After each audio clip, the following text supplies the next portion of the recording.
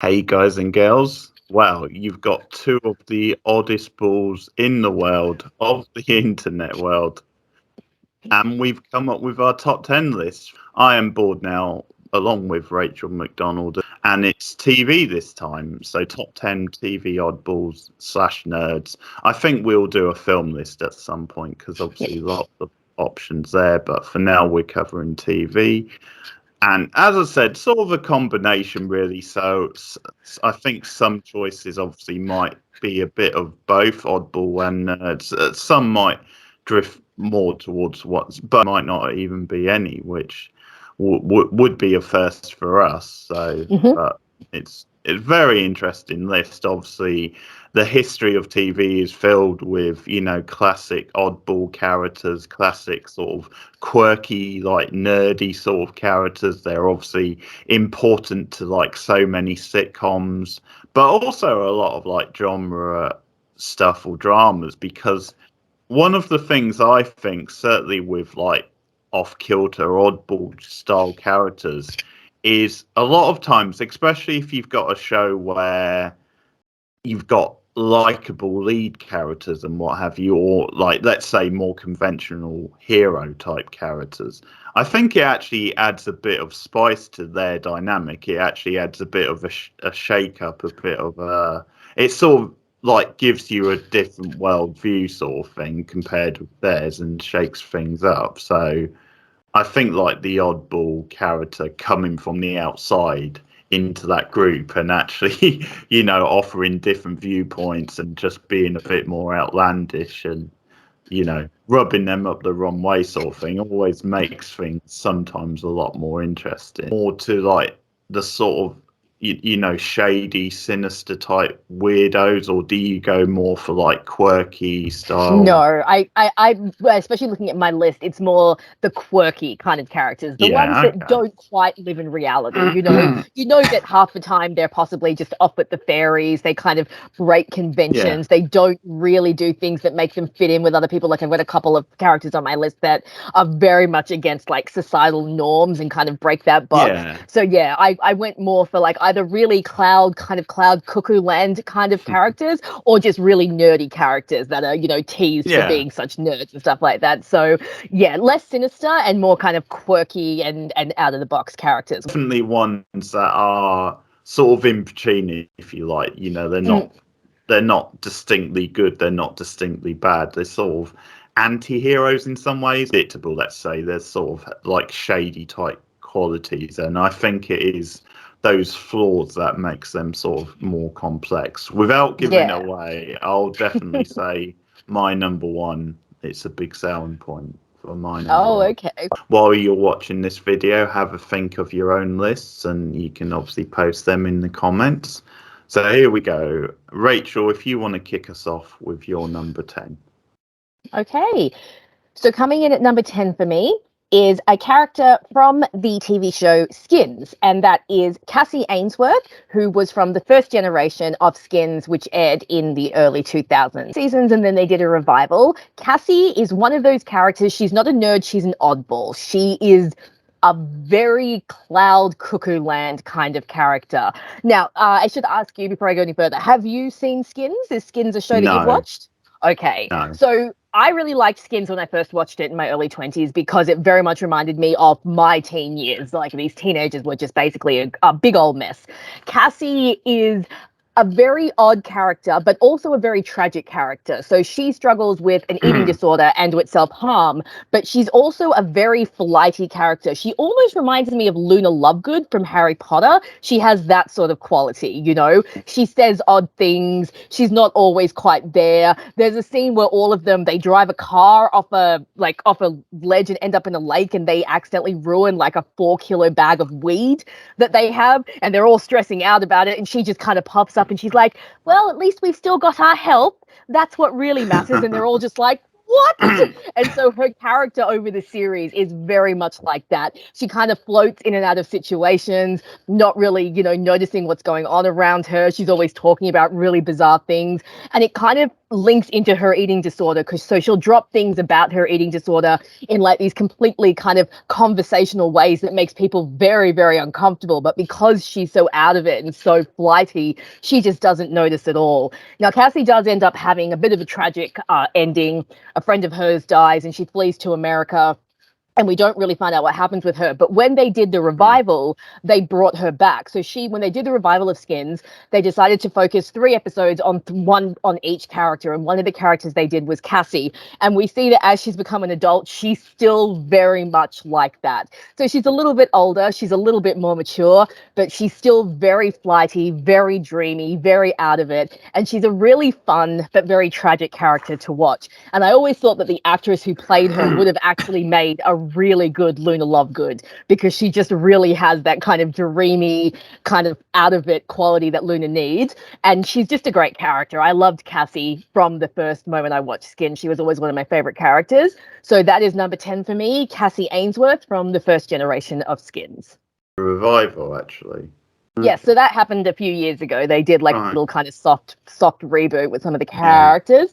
Very good series. Although that being said, I haven't watched it since I was in my 20s, because I'm a little bit worried now, being in my 30s, that it might be a little too much. Yeah, it might be more like, oh, idiot teenagers, as opposed to affectionately watching it. But when I did first watch it, I enjoyed it very much. I've heard a similar sort of thought of that with Euphoria, which is obviously a modern show, because like a friend of mine has sort of compared like Euphoria to like this generation Skins almost. Yes, I have heard that. He's kind of the same, where he's a bit, well, I'm at the age now where I don't think it's for me now, but sort of thing. Didn't Dev Patel start off in Skins? He was in Skins. Yes, he did. Dev Patel and also Nicholas Hoult was also in Skins. And then there's another Game of Thrones actor, the one who plays Gendry, Arya's friend, Arya Stark. Yeah. Number 10. And there's some nostalgia, well, a lot of nostalgia actually to mine as well, so it links quite well to yours. And some people are going to scratch their heads maybe at this making the top 10, but I'm going to defend it, because personally, nostalgia, and it was one of my favourite shows growing up. I still enjoy it now. And it's the title character from that show, which I've gone with. And it's a character by the name of Daria Morgendorfer. Nice. Daria. La la la. Love Daria. Stuff. Oh, I'm glad. I wasn't sure if it's something but it makes sense, because you were like a 90s sort of person as well. Yep. So it's so 90s, really. She debuted on Beavis and Butthead. That's where she first appeared. She did, didn't she? I forgot about that. She did, and obviously being the sort of character she is, she was, mocked by them around the school, but they obviously saw the potential in the character and gave her own spin-off show, so they moved to a new city, her and her family. You've got the eccentric sort of parents, or certainly the dad's very eccentric. His sort of overreactions are always sort of priceless. And you've got Quinn, her sister, who's like the total opposite of Daria. Yeah, so much great value from them. But yeah, Daria, obviously, her whole thing is that she's very smart, very known, very deadpan, and very cynical of the world. She's like sort of mature ahead of her years in some ways, to her of like a punky but also very intellectual type girl, and just so many great one-liners. But I think what's brilliant about the character and about the show, and I'll say this, I think, because obviously there's been a lot more in-depth, mature, like animation show, because it's an animation, I should have pointed out in case you didn't know, but Obviously things have really progressed since, because one of the things we joke about, like when I was rewatching it with someone, is how they seem to have the same meal every time. It always seems to be that same, whatever it's meant to be, like lasagna or whatever. And I'm assuming it's just because the animation's like really limited, so they just to make it easier. So that's sort of a running gag in a way. But I think the brilliant thing about it is just like how mature they deal with the characters and the situations, because like the thing with Daria is, although a lot of times you agree with her worldview, and how she calls out the shallow sort of high school life and the jocks and the cheerleaders, all that sort of thing. At the same time, she herself is guilty of being like too cynical, or see the bigger picture, or she doesn't always take the opportunity. And sometimes she can be a bit too cynical, where she doesn't give like genuine people a chance, to get to know them and stuff like that. And that's where the show excels really, when it comes to like its sort of commentary, because you get actually really like mature conversations between characters. The best friend Jane, who's Jane, a great yes. character Love as well, Jane. fantastic character, because she actually is a lot like Doria. She's like obviously more arty, a bit more sort of punky, but she's actually a little bit more open-minded to certain things we see, because there's like a good storyline in one of the seasons where she actually tries out for the running team, and and obviously that's a thing where they're sort of anti like sports and jocks, but she actually tries it out. And Daria at one point gets like sort of like mad with her, because she feels like, hey, you've sort of joined this other thing, and you're like annoying me, and you're kind of selling out your values in a way, and like she calls her out on it. So stuff like that, it's actually quite mature for what it is, and it is sort of ahead of its times. Jodie, like a really good example of an African American character, which, considering this again is like the late 90s. But yeah, Daria's obviously a great character, a great like eccentric character who's really smart, really mature. She obviously has moments of humanity, but yeah, just a lot of like witty one-liners, and a character you do root for, even though at times she like contradicts herself. Six staple of like being a rebellious sort of teen, but being so smart and entertaining with it. Crush and flirtation with Trent as well, Jane's sister. That's a really good, and that adds another layer. I like, one good example is I really enjoy the like when they go into that music festival and they're all in the van and stuff. That's like a good example of her and Trent, and because he's a bit older and stuff, and she like really has a thing for him. But it is like a good coming of age show, along with the really witty dialogue and pop culture references, and they do some cool things with the animation as well, even though it's pretty standard and not what animation would become. But I always enjoy the end credits where they put like different outfits and different looks on the characters. That's really neat. And there are certainly like scenes in episodes where they do a bit more adventurous things. So yeah, I absolutely love Daria. It's like a big nostalgic boost for me growing up, and I'll stand by it today as being one of my favorite shows, even though I can see how things have moved on. But the character is so entertaining. She was fantastic. I just love the deadpan. Hi, I'm Daria. Go to hell. She's just so good. I feel like you were talking about her being snarky and cynical, almost like she's the blueprint for like some other characters. Like the first character that sprung to mind was like Kat Stratford. I feel like they took some inspiration from Daria when they were writing 10 Things. But I used to watch Daria all the time. I used to come home from school and just pop it on because it used to be on in the afternoon. So definitely, I'd actually forgotten. Like when you started to say nostalgia, I was like, oh, what's he going for? And then, like a split second before you said it, I was like, oh, is he talking about Daria? We loved Daria back in the day, so love it. That's I'm a glad. great choice. I'm Yeah, glad. I stand by your nostalgia as well. And Thank you. anyone who wants to argue can come and fight us because Daria is awesome. It's fantastic.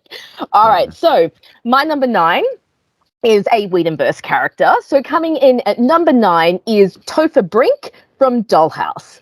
Now, when I first watched Dollhouse, I remember I had heard so much about Topher and everyone loved Topher. And I started watching Dollhouse and I was like, this guy? Everyone loves this guy? What? Mhm. Because when you first start Dollhouse, now Topher obviously falls more into the nerd than Oddball, although he is also very odd, but he's definitely more the nerd side. So Topher is their brilliant, extremely smart, extremely intelligent kind of engineer. He's the guy that makes the imprints and helps with the technology to wipe the dolls and put the new memories in their heads. And what I really love about Topher is not only his biting intelligence and the fact that he knows he's intelligent and he knows that he's smarter than everyone else. I think at one point he even is all like talking and he's like, and I am smarter than everyone in this room, you know, and he's talking to like all of the higher ups. But what I really love about Topher is he goes on an incredible journey. Now, Dollhouse is a show that definitely has its issues, but it also has a lot of really interesting commentary that kind of ties into what we were talking about in our Jurassic Park review of just because the technology exists, just because we can make this technology, should we? You know, just because you could doesn't mean that you should. And I think Topher's arc in particular really emphasizes that because we find out over the course of this series that he ends up creating the technology that essentially ends the world, you know? And his arc very much takes him on this journey of what have I done? Has my hubris gotten in the way? Has my arrogance gotten in the way? In season 2, he's forced to realize that one of the dolls that he's been working with is an innocent victim who is not in the dollhouse voluntarily, and he has a whole crisis of faith there. And so it's really interesting to watch this character who started off as this really arrogant kind of fuckboy, you know, who thinks he's better than everyone and treats everyone with disrespect. He treats the dolls like they're actual dolls, you know, he forgets that they're actually human. So to see him go from that on this journey to realizing that he can't play God, that he shouldn't be playing God, that he shouldn't be inventing this technology, to all the way to the end of the series where big spoiler alerts, but I have to talk about this to talk about Topher's character. So big spoilers for Dollhouse, but in the end of the series, he ends up sacrificing himself to help reverse the damage that he's done. And it's such a great character moment. And Dollhouse was one of those shows that was cut short, but because they were warned that it was being cut short, they were able to kind of do a final arc in season 2. And I think Topher's character, that final arc that he goes on in realizing that he can't play God, he can't play with people, he shouldn't be messing around with technology that could get out of hand. I think it's just such a great journey. So by the end of watching Dollhouse, I was like, okay, now I understand why everyone loves this character. But when I first started watching, it was very, you know, hard. You really have to get used to Topher and you have to see the layers to his character. Now, the act's so good. He is so likable. He makes Topher so funny. He has some of the funniest lines in the show. Just so many great lines that I could pick from. I love when he's talking about Victor having a man reaction in the shower, you know, things like that.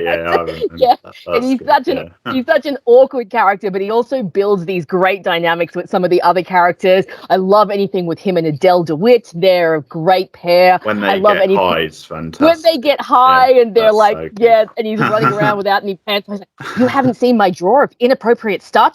Just so great. So yes, so Topher Brink, such a great character. Just, you know, he falls into the nerd, he falls a little bit into the oddball category. He has such a great arc. He has so much growth. So he is my number 9. Topher Brink from Dollhouse comes in at number 9 for me.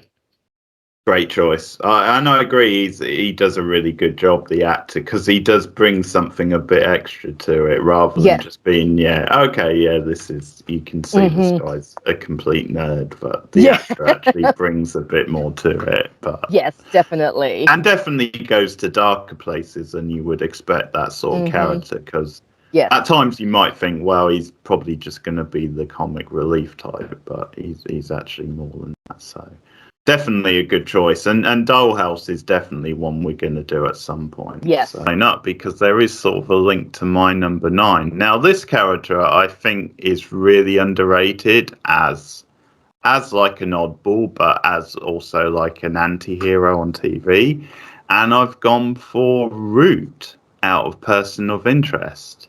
Nice. Is this one you're familiar with, this show? Now, or I this haven't seen character? Person of Interest, but I do know who Root is, and I do know about her character thanks to Tumblr. You can pretty much watch entire TV shows on Tumblr without having to watch them, but I would love to hear your elaboration. And, of course, she's played by the beautiful Amy Acker. Amazing. So, yeah, yes. so that's the link. Obviously, she's a Whedon first actress. So, and I should dedicate this pick to one of my followers because there's a follower called Root who follows me on YouTube. Yes. So that's actually a cool. Yeah, so he pops up once and again on live stream. So Root, you're getting a mention because I've gone with the character of the same name.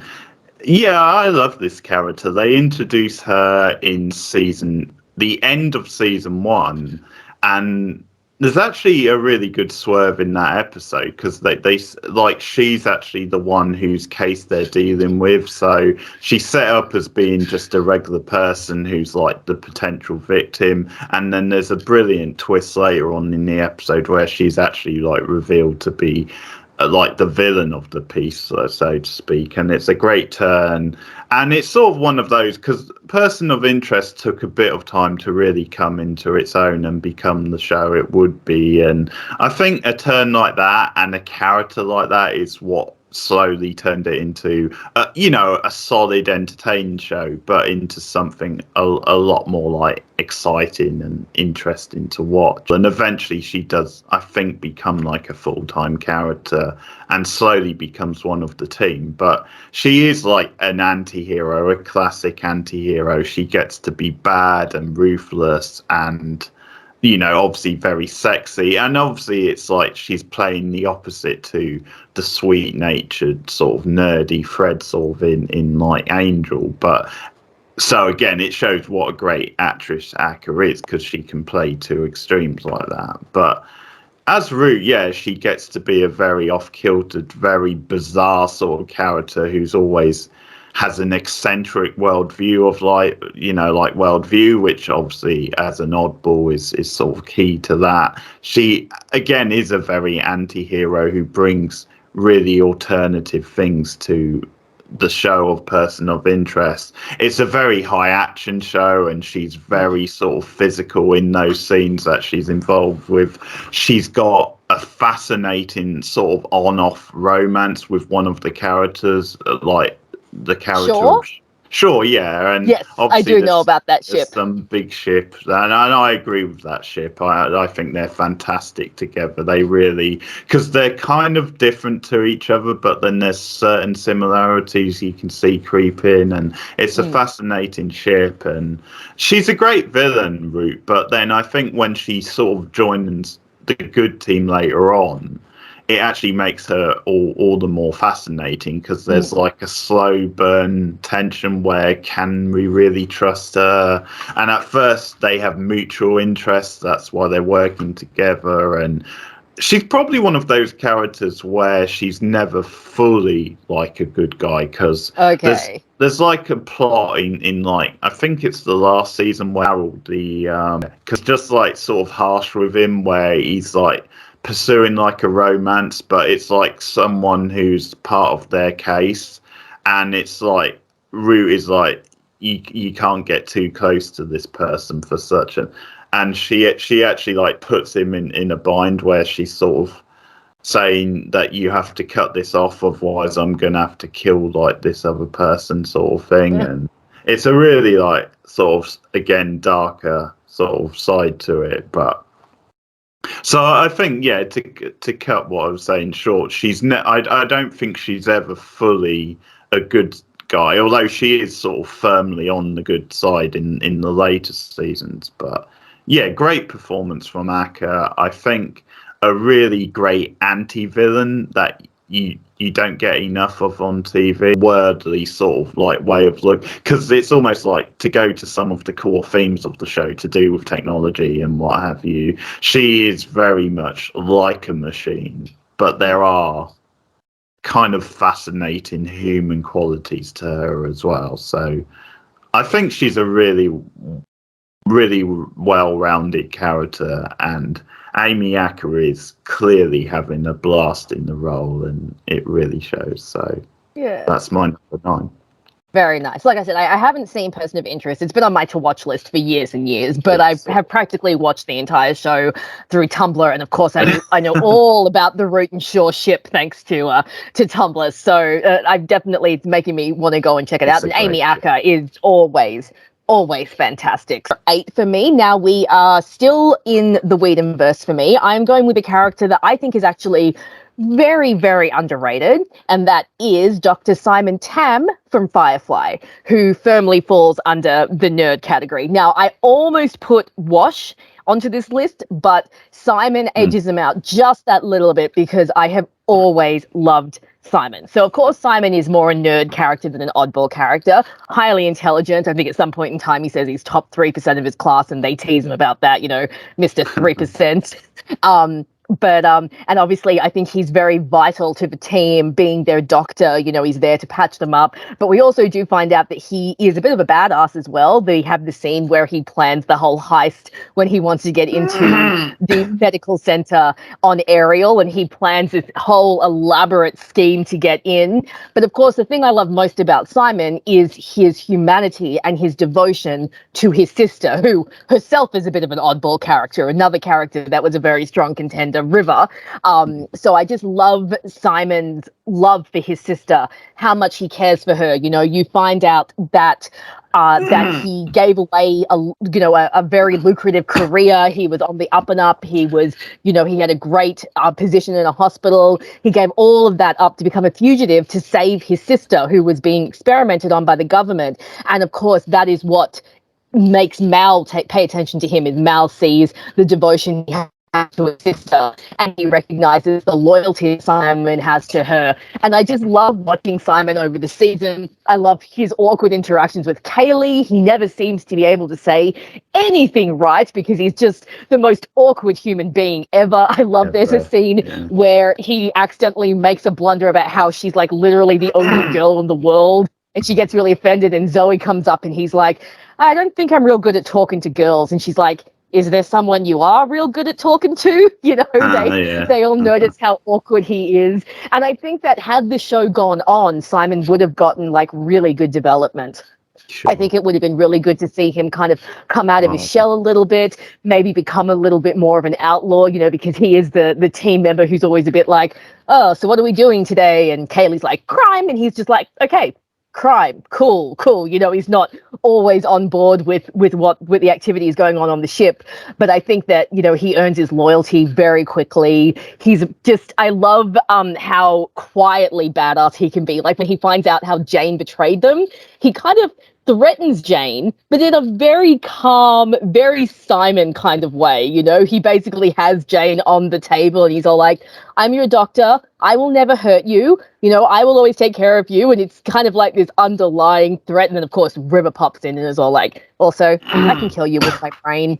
But he's just such a great character. And I think Simon gets overlooked because Firefly is obviously full of hugely colorful characters. You have Mal, you have Jane, you have Wash, you have Zoe. These are all really strong, really alpha characters. And Simon is kind of more of a beta character. He's the softer character who's kind of in the background. But when you really pay attention to him, he's just such a great character. He's got so much humanity in him. He's got so much compassion and empathy in him.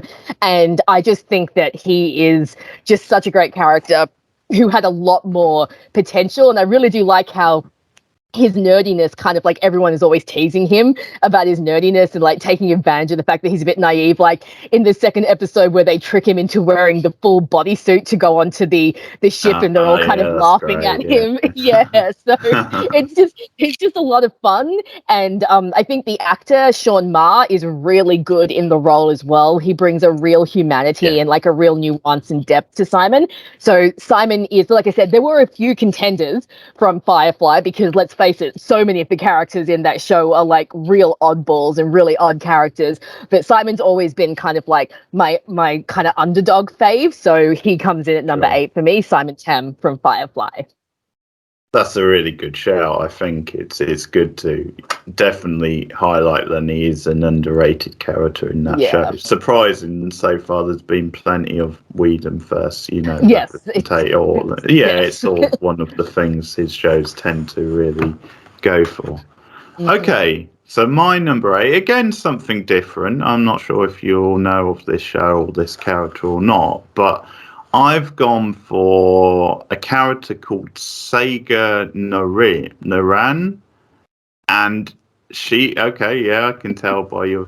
Well, she's from a Danish show called The Bridge. Oh, okay. Nope, never heard of it. No, not even heard of the show. Okay, which is the other big show. It's actually like in the first episode, it's a really fascinating setup, because what happens is there's like a body that's found, but the body is found on the bridge, which is on the border. I'm reading the synopsis here. You're reading the synopsis. Just having a quick look. Yeah. And it's really fascinating, because it's almost like literally one half's in Sweden, one half's in Denmark. So the setup is then this character, Saga, the Swedish one, but she has to work with a Danish partner because of it being halfway, and they and that becomes, because there's 4 series, that becomes like a running sort of theme where she, like later on, she has like another partner, and she's definitely sort of a more realistic take maybe on the nerd oddball, more oddball definitely, but sort of has nerdish sort of qualities as well. But yeah, she is a character who you understand more as you get more from her backstory and past, but she is very sort of by the book and strict, like to sort of a ridiculous extent. So there's like an example, I think it's in the first season, where they're investigating the case, and they actually use like video footage from like a shop, which actually benefits them.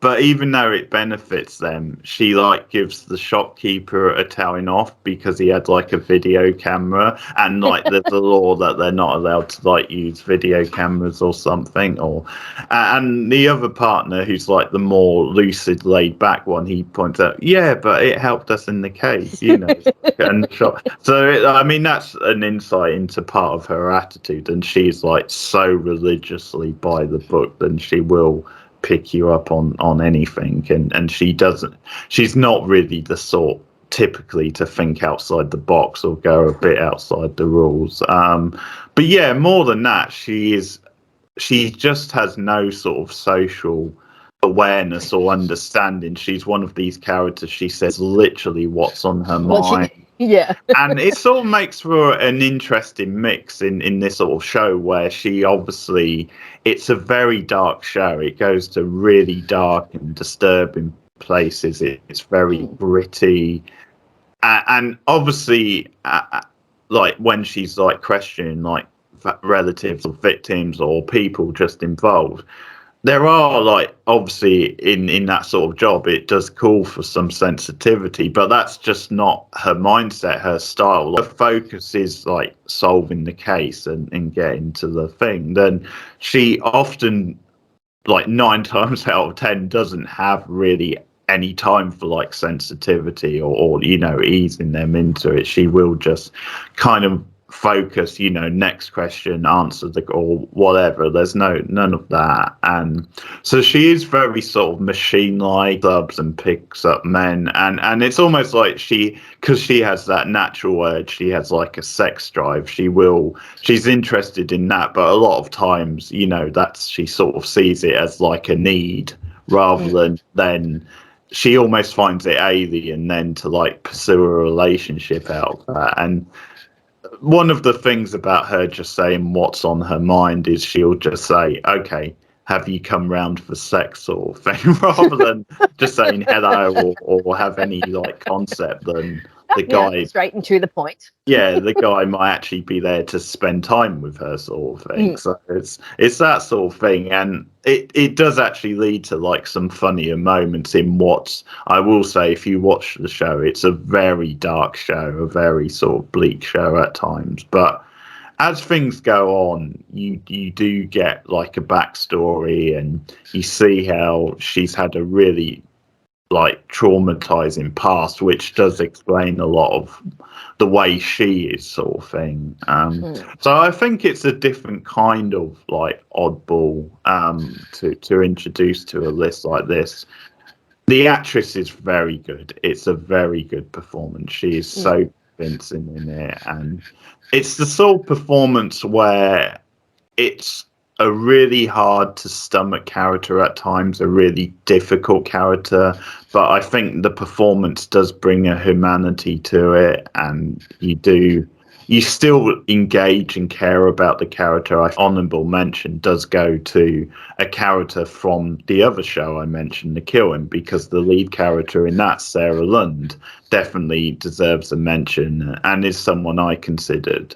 I think she fits more in the nerd category than Sega does. Like Sega's more of like an oddball maybe, but Sarah Lund, of course, made a certain fashion statement with her woolly jumpers, which became very popular. But she again has similar sort of drawbacks in a way as a person, as like, but very different. And she's a bit more, I think she's the opposite in the sense that she is actually more of a renegade rogue style cop who will really push things and do things outside of the law sometimes to try and crack a case. So in a way they're sort of polar opposites in that sense. But Sarah Lund is a great character as well, so she's worth mentioning. But yeah, Sagan Norum from The Bridge is my number 8.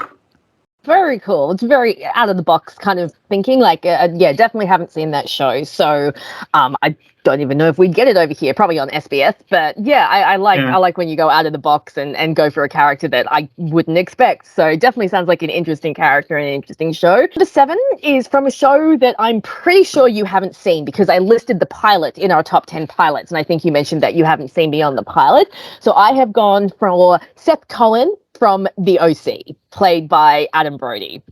Obviously a teen drama that ran for 4 seasons in the early 2000s, a very iconic series, and Seth Cohen is our typical nerd. So basically our main character is Ryan, who is the bad boy, from the bad side of town, who's come to live with the Cohens, and Seth instantly becomes his best friend. Now Seth falls definitely into the nerd side of things. So his character is presented as being the very unpopular kid whom no one is friends with. At one point in time, I think they're talking about like how their reputations followed them, and Ryan's like, yeah, I'm still the kid who burned down the house, and Marissa's like, yeah, I'm still the chick who OD'd in Tijuana, and Seth's like, yeah, I'm still Seth Cohen, and so that's all you need to say. But Seth is a bit of like a hipster nerd, he's kind of got that kind of early 2000s hipster vibe to him. So he's a nerd and he's unpopular, but sometimes you feel that he's that way by choice because he thinks that he's a little bit superior to all of the typical masses. But Adam Brody brings this absolute like charismatic, fun, vulnerability to the character. He's really funny. He's really odd. He has some of the best lines and the best scenes in the whole series. There's a great scene where he gets drunk because he's trying to impress some girl, and he's like swigging like Jim Beam, and every time he takes a swig, he's just like, and then he comes home drunk, and his dad sees him trying to hop across the car. There's another scene in season 3 where he gets high, he tokes some marijuana, and Ryan's like, "Are you stoned?" And he's just like, "Nope, not me." And he ends up watching, I think, Save the Last Dance with his girlfriend and like crying and talking about how beautiful it is. And Seth, again, he has a very nice arc. He starts the series as kind of this introverted, unpopular, lonely kid who doesn't really know how to interact with anyone, who's got like this stalker-like crush on this girl, Summer, from afar, doesn't know how to like be selfless, doesn't really know how to think outside his own, he like what's in front of him because he's an only child with no friends, to by the end of his series, he's grown into this really great kid who's really supportive towards his parents, who's really supportive towards his girlfriend. He and Ryan just have this beautiful bond where they basically just become brothers, and it's constantly just basically Seth running off and doing stupid stuff and poor Ryan just going, "Oh God, what do I need to get you out of now?" And just, this back and forth, and just everything about Seth is just so funny. Like everything that he goes through, like when he first loses his virginity, he comes and he's telling Ryan about it, and he's talking about how he like made these weird sounds in the middle of it, and there were like some facial expressions, and then he's all like, "I was like a fish flopping around on dry land. Ryan, I was Nemo, and I just wanted to go home." And it's just so funny, and just everything about him is just so good.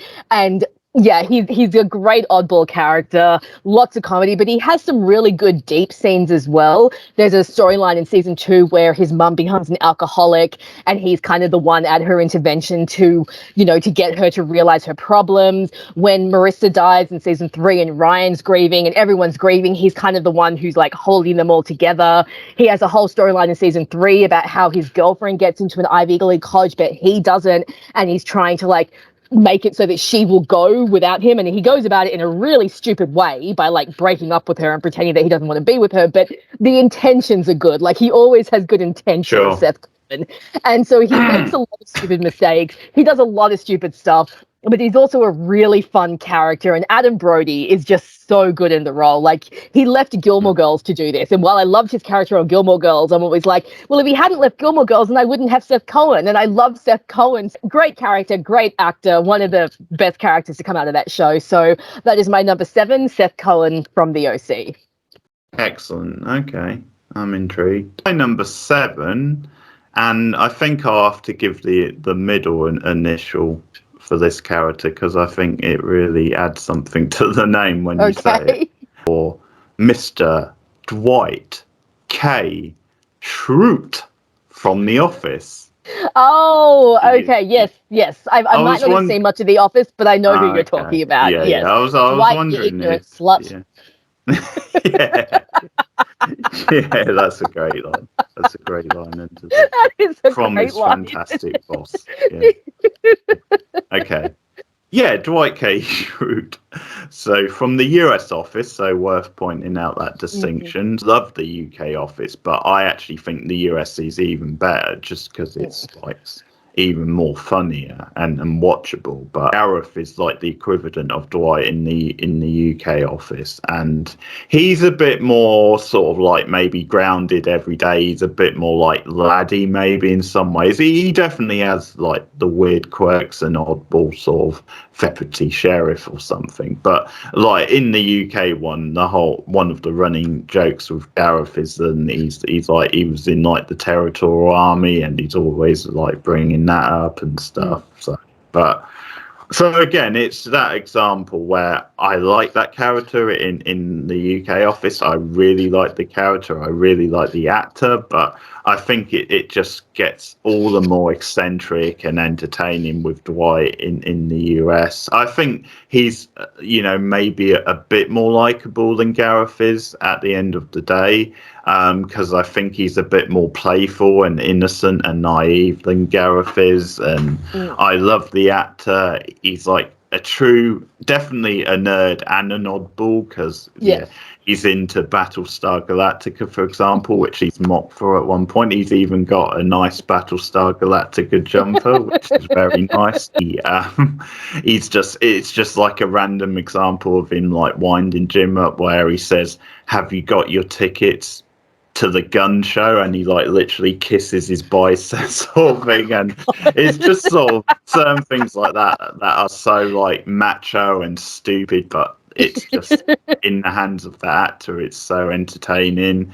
But then I think what really makes the character so funny is, again, how oblivious he is to reality. And this is why I think he fits on this list so well, because he just has this very oddball way of looking at the world.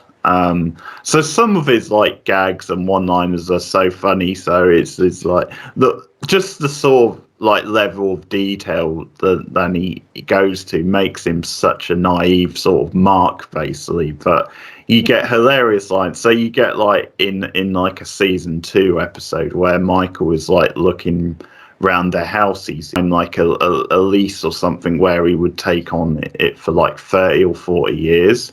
And Gary, like Dwight has this line where he says, you know, at Michael's age, he's basically buying a coffin. And if I was buying my coffin, I would buy one with thicker walls, sort of thing. So it's just an insight into his thinking, a really funny line.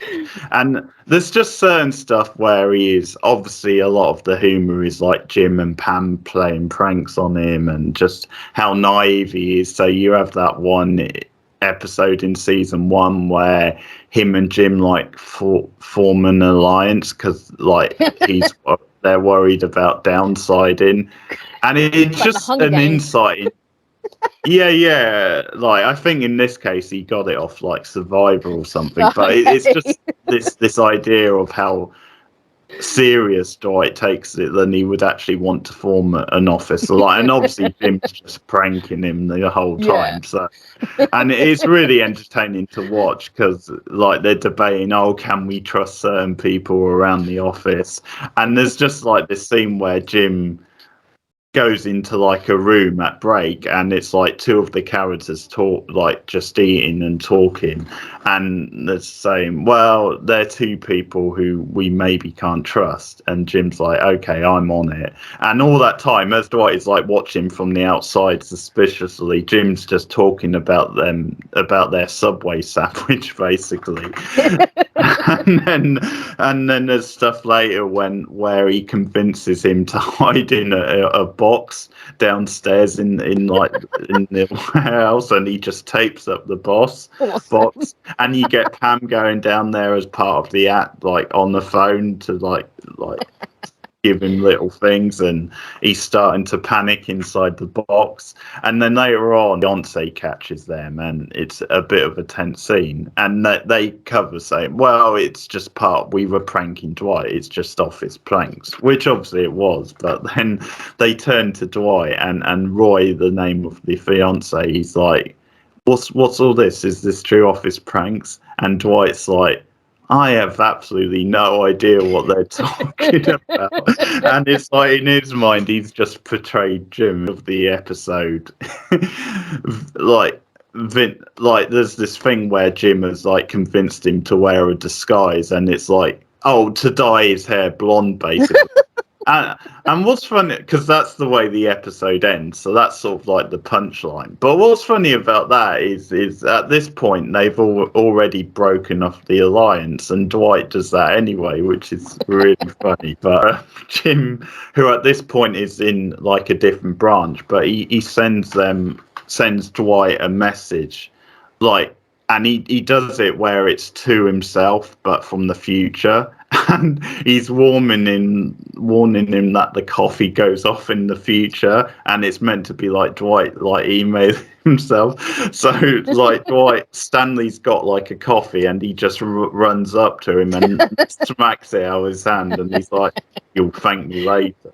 Doubted as sort of being gay, like sort of, and like Jim convinces Dwight that there's something you can buy, like a scanner which detects if you're gay or not. So they call it gaydar, and so he convinces them you can actually buy, and he just gets it sort of offline sort of thing, but that he thinks is the gaydar. And so like later on he's scanning, and I think he's like scans Oscar or something, and it's like, okay, it works, but then the punchline is he does it on himself and it starts beep, so he's like, oh my god. So that's just like the level of like his insane sort of mind. A physical actor, so you get a lot of good slapstick sort of routines as well. And so yeah, he's such a great. I love the actor. I love the character, and there's definitely tender moments with Dwight as well. Later on, you do get more tender moments. As I said, he's maybe a bit more likable at times than the UK equivalent, but. See, I've definitely sold The Office to you with that stuff. I'm definitely curious, yes. No, The Office isn't something I've watched. But again, thanks to Tumblr, I've seen a lot. And the one that I see the most often is, what, you ignorant slut? Yeah. That's what I just think of when I think of the character. And I've also seen bits of the episode where Steve Carell's character does, like, Survivor Man, and, like, Dwight's hanging around, and he's all like, I will not intervene, but I will be here to make sure that he's okay. And I'm like, oh, that's sweet. That's nice. So, yeah, they have quite a nice relationship. Yeah. So the actor, the first thing I ever saw him in was Charmed. He is in an episode of Charmed. The one, I'm trying to remember which one it is. Season 2, Piper gets body snatched by a spirit, and he's the alchemist that created the spirit. So that was the first thing I saw him in. So yes, and then he's definitely become more recognizable from The Office. So yeah, I will have to check out The Office at some point in time. I don't like Steve Carell, so that kind of yeah. Well, so if I do watch it, I'll have to. That changes your mind. Yes, but maybe. Luckily, there's lots of other good characters, and even if you're not so keen on him, I think their interactions with him maybe makes it a bit more. Yeah, but definitely a character you feel strongly about and have lots to say about, so that's very cool. So very, very nice choice. So where are we up to now? Oh, number 6. Okay, so my number 6 is from a show that you do not watch, but I am going to make you watch one of these days. I think I know where this is going. Yes. So my number 6 is John Dorian, aka JD from Scrubs. Now, all of Keith's followers who watch Scrubs, tell him to watch Scrubs, okay? Because he won't watch Scrubs. But John Dorian, JD, is one of the best sitcom leads ever. So Zach Braff plays him. Oh, God, I hate Zach Braff. How could you hate Zach Braff? He's a wanker, that's why. Well, JD is not. JD is awesome. So John Dorian, he kind of falls more into the oddball thing, although he is definitely also a nerd. But what I love about JD is he breaks so many gender expectations and norms. He doesn't give a shit about anything he does that is perceived as girly or feminine. He loves his apple martinis, which he orders all the time. He is so close with his best friend that people actually make jokes about them being married. He has a unicorn who he asks for advice when he wants to just make major life decisions. He is just a fantastic character. And Zach Braff might not like him as a person, but as JD, he is fantastic. He is a really physical actor, so there's lots and lots of stuff of JD falling off stuff or running into things or flying over stuff. He has this whole ongoing beef with the janitor, which is just one of the funniest aspects of the show, where the janitor is constantly trying to take him out, or because he accidentally pisses the janitor off in the very first episode when he jams a penny in the door and sticks it, and the janitor's just like, okay, yeah, it's gonna be my life mission now to destroy you. So it's kind of a ongoing thing. Right. And JD is just Like, he just doesn't give a shit, you know? He will just do whatever he wants to do, and he doesn't care that people are always teasing him and calling him girls' names and making fun of him. He also has a really good heart. There are so many episodes of Scrubs that really dealt, because it's set in a hospital, so it's going to have episodes that deal with death and deal with grief, and he's got some really great episodes. One of the best episodes from season 1 is when he finds out this older lady, Mrs. Tanner, wants to die naturally because she needs to go on dialysis, and she is ready to die, and the whole episode is him coming to terms with death and with grief and what it's going to be like when people die, and not to be scared of dying and things like that. And he's just a really multifaceted character, because sometimes you watch him and you just think, you are the biggest idiot in the world. Like, what are you doing, you moron? He does stupid things like they have this stuffed dog called Rowdy that they go and they like position him in front of people's houses and ring the doorbell, and then people open the door and there's just this stuffed dog, you know, standing there, and they're just like, Rowdy? No, Rowdy bad. And he has this whole on again, off again thing with another Dr. Elliot where they're both stupid. He wants her when she's with someone, or she wants him when he's with someone, and then they sleep together, and then they're just really stupid about it. But he's also incredibly smart. He's a really good doctor. He really cares for his patients. There's a whole episode based around how far he goes with his patients. Like, he practices lines with like a theater patient, or he goes out and gets a comic for another patient, and then at the end of the episode he shaves his head in solidarity of a cancer patient. He's also really petty.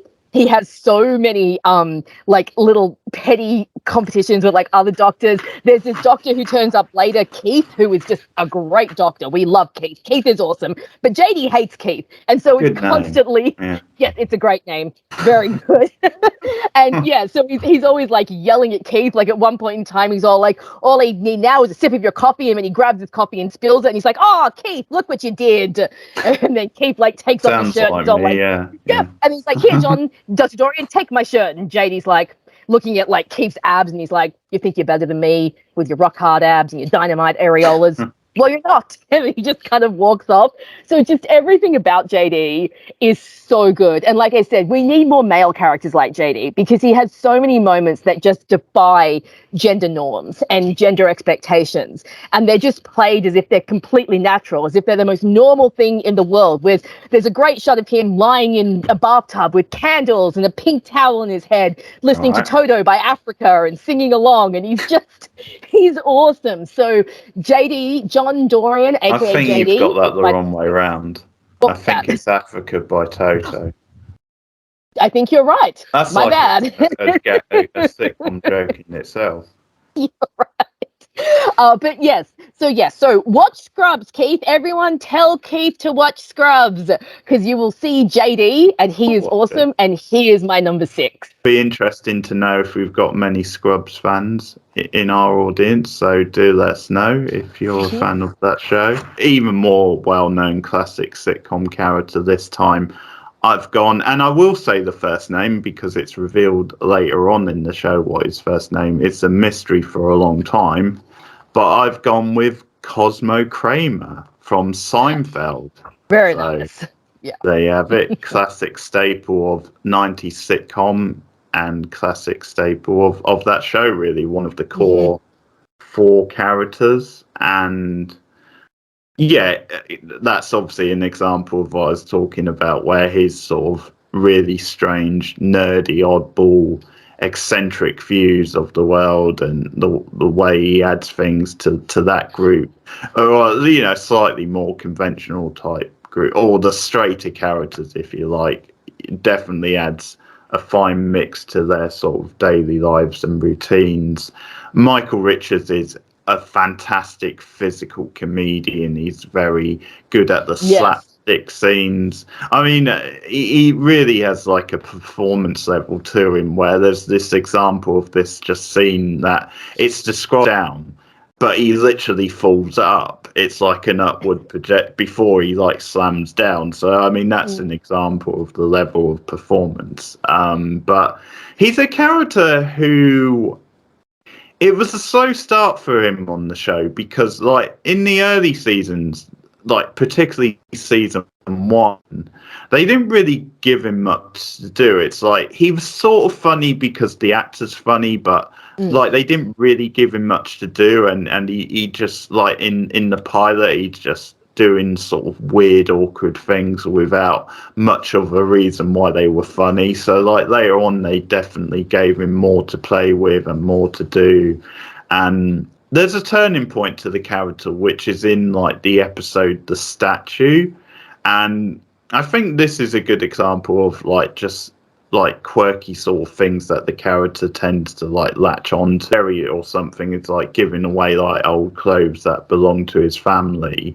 And Kramer's like really drawn to like this sort of smart like suit and hat, and he's like, oh, I look like Joe Friday out of Dragnet, and like he even does a little bit of the theme. So then later on in the episode where you have this storyline where like a statue's gone missing from the apartment and they think this guy has taken it, like he actually uses that. He actually dresses up in like the clothing and he pretends that he's a police officer. So he actually like goes in and roughs the guy up and sort of pretends that he can arrest him potentially, and so he uses that to get the statue back. And I just like that idea of him taking that to an extreme where he then like pretends to be like a police officer in those clothes, and that's sort of a turning point for the character. It seems like it's from that like scene, that episode onwards, that they actually start giving him his own storylines or a bit more to sort of play with. And the whole setup of the character is the classic sort of slouchy, like endearing, weird sort of like oddball next door, because like Jerry moves in next to him. And there's actually like in the final season, because they do this unique episode where everything is in reverse. So it literally starts off with the end of the episode. And it goes backwards. And I think it's one of the early TV episodes to really do that. But like at the very end of the episode, they actually like jump back like in time sort of thing. So it actually jumps to 11 years prior, like Jerry actually moving into the apartment. So they literally show you like their first conversation, and there's like an Easter egg gag in there because Jerry calls him Kessler, and that's like a reference because in the first episode of the show they actually called him Kessler, and they obviously had the idea later than Kramer was a better name, so they changed it to But yeah, they actually show you the very first meeting, like him moving into the apartment, and sort of said, Jerry invites him in for a pizza, and he's like, well, I don't want to impose. It's like, no, we're neighbours. What's mine is yours. And obviously Jerry lives to regret that line because of course he does. Literally, takes everything and is always slouching off him and living his life through him. An episode where he dresses up as well, he doesn't intentionally dress up as a pimp, but he gets like the clothing from. He knows someone who's like the wardrobe artist from Joseph and the Technicolor Dreamcoat, so he actually dresses up in that outfit, and he has an altercation with a hooker in the car park. So of course he does. He gets arrested, and they think he's a pimp because of the way he's dressed, and just stuff like that. And yeah, there's just so many like wacky things going on with Kramer throughout the show.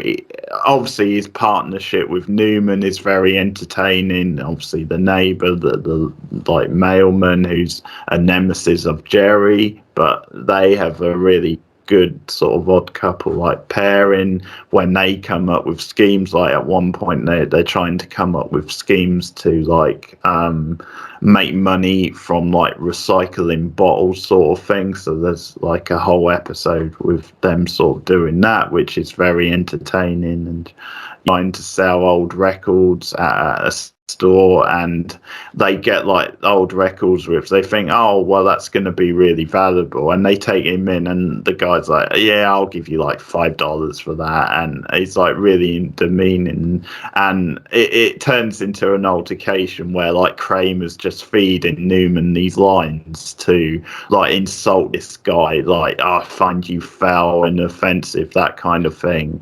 And as the guy's getting more and more agitated, you know, Newman's stuck in the middle between Kramer and the guy, and he's starting to sweat, and it's like, get out of my store. It's like, make us. And it's like, I'll make you. And he like jumps over the counter. And there's a lot of great like physical like stuff with them like that back and forth. And yeah, Kramer is obviously a staple of what makes Seinfeld a great show. He's an important part of that mix. I have to admit, Seinfeld is not a sitcom I like that much. It's just not my style. I don't know what it was about Seinfeld. I just never quite got into it. But Kramer is definitely one of the highlights. Like the episodes I have seen, he's always good. I mean, you talk about a physical role. The dude literally walks through the door and it's funny as hell. You know, like even just his entrances are so good. So definitely, like it's a good choice. It's just, Seinfeld was, I don't know, something about the sitcom never quite gelled with me, but it is obviously an iconic 90s. Yeah. You know, I mean, I appreciate it for how iconic it is, how long it ran for. You know, it was obviously a very well produced and well scripted sitcom. And yeah, I think Kramer is definitely a standout character.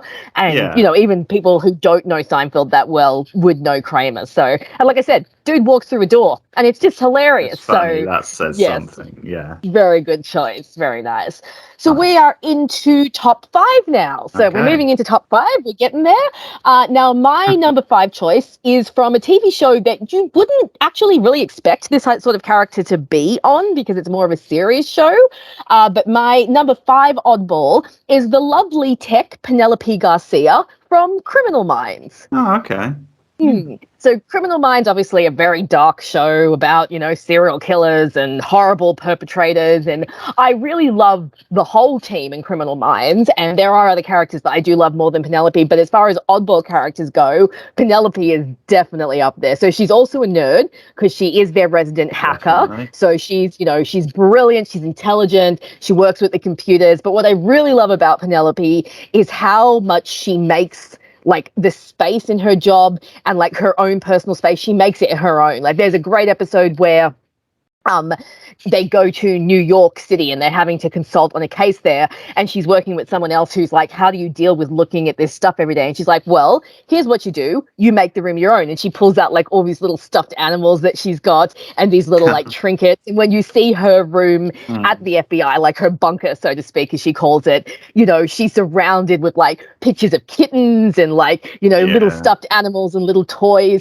because her job is to every single day look at these horrific images and dig through people's pasts and find out things that she doesn't want to, you know, that are not pleasant. And what I love about Garcia is she has a lot of humanity and a lot of compassion. She's probably one of the most empathetic members of the team. She has a very hard time looking at the crime scene photos. Like you see the others have kind of become hardened by their experiences, but Penelope never, ever does. She never becomes hardened. She never becomes cynical. She remains really hopeful, really lovely. She's so bright and she's so bubbly, and she makes the team just that much lighter and that much more fun. Bright colors, and, you know, the rest of them working for the FBI, they're very business-like, you know, lots of grays, lots of blacks. They're all in their proper business suits, but she comes in these beautiful, like, colorful dresses with like fun little barrettes in her hair and pigtails and her fun little glasses.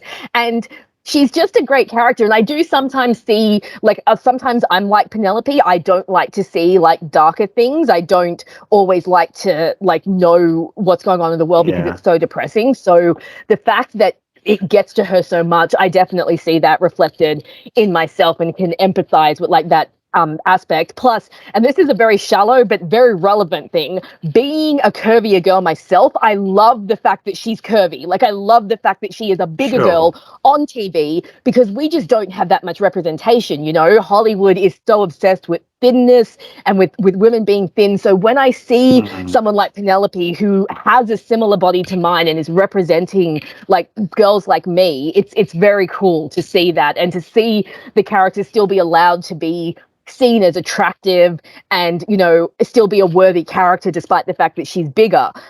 So I really love that aspect of Penelope, but just everything about her is just so great, and she's such a fun character, and she's so cute, and sometimes you just want to wrap her up and tell her that everything's going to be okay, because she has to do so many horrible things and see so much horror every single day. And I just love how she just keeps her quirkiness. She just keeps wearing her personality on her sleeve. She wears her heart on her sleeve. She's so good with the other team members. You know, she really is kind of like the heart of their team, like what keeps them together. So my number 5 is Penelope Garcia, the awesome tech analyst from Criminal Minds.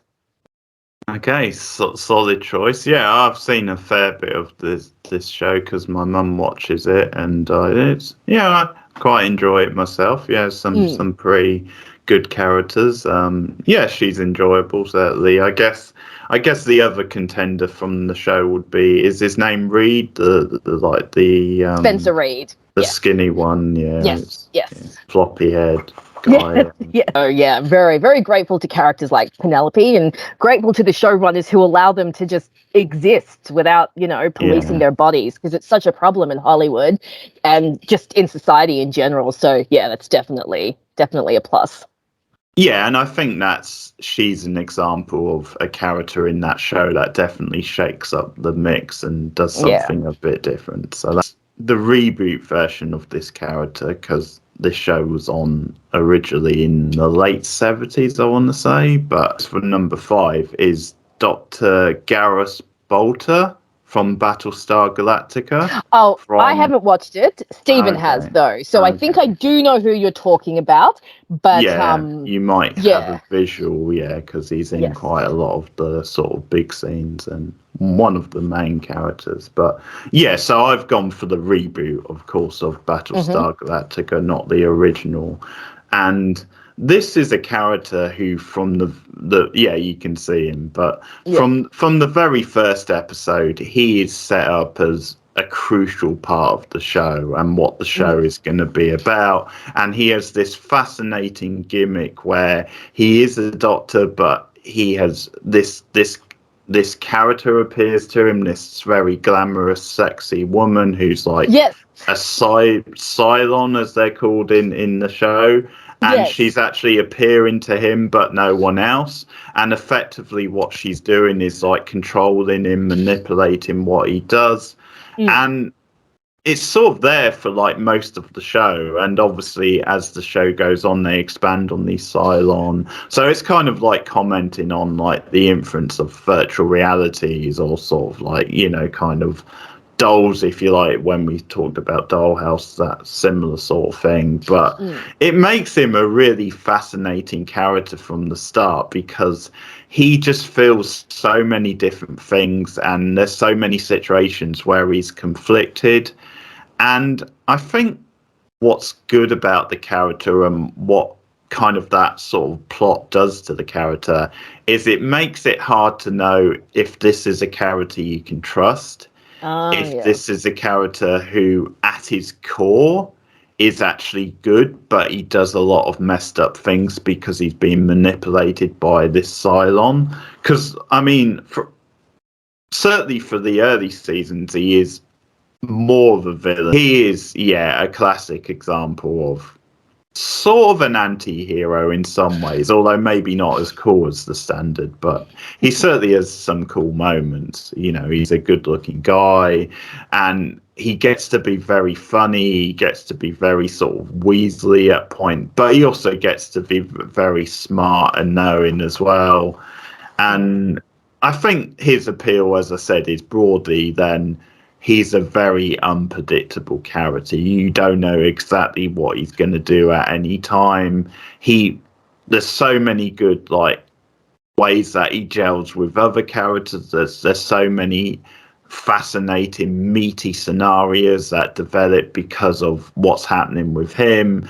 There's obviously a storyline later on in a later season where he actually becomes president, so spoiler for that, but there's stuff going on with him sort of politically, and actually that's some of it, the best stuff, where he actually gets put in that position of power. And this is probably not the sort of guy you want to be handing that sort of power to, ideally.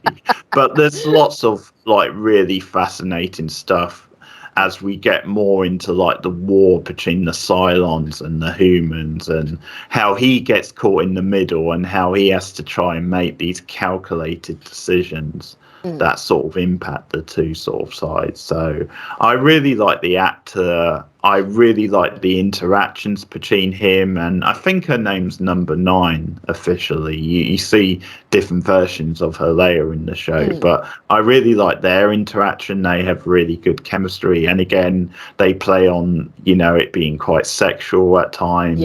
But there's different stuff that goes on, and I think he really typifies what a diverse show that reboot is, and just how surreal and bizarre the show is. Brilliantly played by him, and as I said, he's so many different things over the course of the show. So a character I enjoy a lot. Sort of a love to hate character at times. I haven't seen Battlestar Galactica, not really my type of show. I'm not really into like sci-fi, but Steven did recently like just marathon the whole series and he loved it. So I'll have to ask him what he thinks of that character. I only know that actor. I know that actor mostly from Bridget Jones' Diary, because he plays her gay friend who has like the hit single.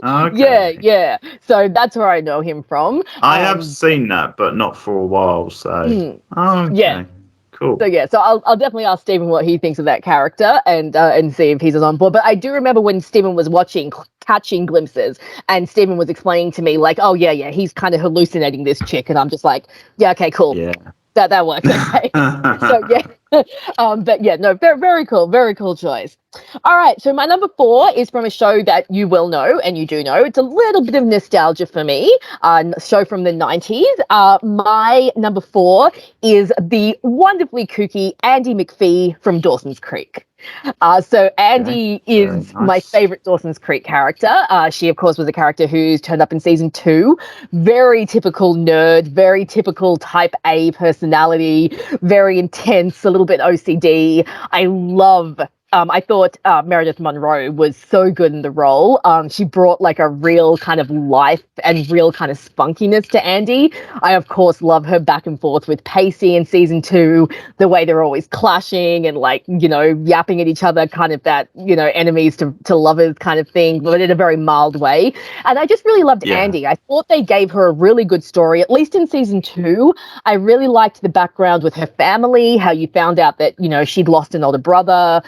She still had Jack, but like her mother is mentally ill, their father is AWOL. And I think it builds really good characterization to see that Andy herself has like mental problems. And I think, again, this is very realistic for a teenage show to show that she's struggling with depression, she's struggling with anxiety. I think that season 2 does a really good job of showing like how the grief over her brother's death has affected her and her building over that. And then you get to see how her like nerdy, neurotic personality is almost like overcompensation for the fact that she does have anxiety and she does have depression. So it's almost like it's a shield for her, that kind of type A neurotic controlling personality. And I just think that she's a really fun character. She's a really funny character. I think Meredith Monroe is like really gets the kind of like the OCD-ness of Andy down and the neurotic side, like when she's like yelling at people and stuff. That being said, I do think that Andy's character suffers a little bit in seasons 3 and 4. I think once they broke her up with Pacey, which really wrong decision, totally wrong decision there. Like she and Pacey were like the ultimate OTP on Dawson's Creek, and they ruined it. But that's another rant for another time.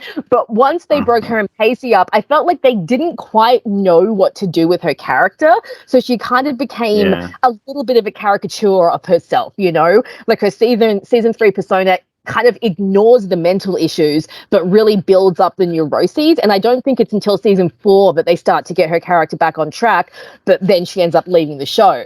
That being said, I do like the storyline, the little mini arc in season 4 where she's depressed again and she ends up taking the ecstasy, and it doesn't mix well with her actual medication and she ends up ODing. Yeah, and then at the rate, yeah. Yeah. And then she realizes that she needs a break and she ends up going to Italy. And that's actually like a really good ending for her. They do actually bring her back for the finale, but you have to watch the extended cut of the finale to see her. Her scenes, okay. yeah, her scenes were cut from the version that aired, but if you can get your hands on the extended version, she has a few scenes where she does actually turn up. She has a scene with Jen, and then she has a little scene with Casey where they talk about how important they were to each other when they were teenagers. And it's a really lovely scene, and it shows that she's in medical school and she's training to be a doctor. So we do get a little bit of closure with her character. Good. Yeah, but I loved Andy from when she first turned up. I thought she was a bit of a breath of fresh air, because in season 1 we had the drama with Dawson and Joey and Jen, and then Jen was, a bit of a mess in season 2, and Dawson and Joey were doing their whole back and forth. So it was really nice to have the characters of Andy and Jack come in, and Andy in particular, just so sunshiny, so talkative, so over the top, so controlling and neurotic. I might see myself a little bit reflected in her when it comes to like the OCD and the kind of need for control, but I think she's just a great character, and she's definitely odd and definitely a major nerd. So that's my number 4, Andy McPhee from Dawson's Creek. You do have that chemistry with her and Pacey, and yeah, I do enjoy the first appearance where they're just playing pranks on each other. When she thinks that he's the cop, like a cop, yeah, isn't he? And she pretends he's got like a heart disease. A heart stripe or something. Yeah. That's I love funny, when she sees him in the school and she's like, Officer Pacey, and he's just like, So yeah, I like them as a pairing as well. I know. She was good. I agree. It's funny. Yeah, I wouldn't have thought of her actually as like an oddball nerd character, but I think she actually fits. For the reasons you said. Obviously her mental health stuff, and she is quite nerdy as well. So I think she probably fits. So yeah, good choice. So my number 4. It's back to the Whedonverse. I was wondering when you would have some Whedonverse. Okay. It's back to Firefly, and it's actually back to the same family, but I've gone for the other. It's River Tam. Very nice. I did perk up earlier when you had Simon, because it's sort of funny that I've got the other sibling. So yeah. I absolutely love the actress Summer Glau. I think she's a big selling point. Obviously, it's a very, quite sophisticated look at, autism, that sort of condition, very complex sort of mental condition, and really, really interesting to feature that in, a sci-fi fantasy sort of context. And she's such a mysterious, fascinating character from the start, where the way she's introduced, and definitely she has good chemistry with her brother Simon. You believe them as siblings, and they gel off each other so well because they are very different from each other. And I do like how you slowly get pieces of River that just randomly come out as she grows a bit more in confidence, and it sort of feels very satisfying in that way, and very consistent with that sort of character where she is very nervous, she is very reclusive, she's very sort of oddball and eccentric, but because of her mental state, because of her condition, and because of her extraordinary powers, which sort of puts her at her peak. It's just a case of if she can get the mental thing under control. But at her peak, she's obviously sort of swamps anyone else on that. So when you see examples of her brilliance, she actually steals scenes like that scene with Badger where she actually does a Cockney impression, or she imitates him, mock him sort of thing.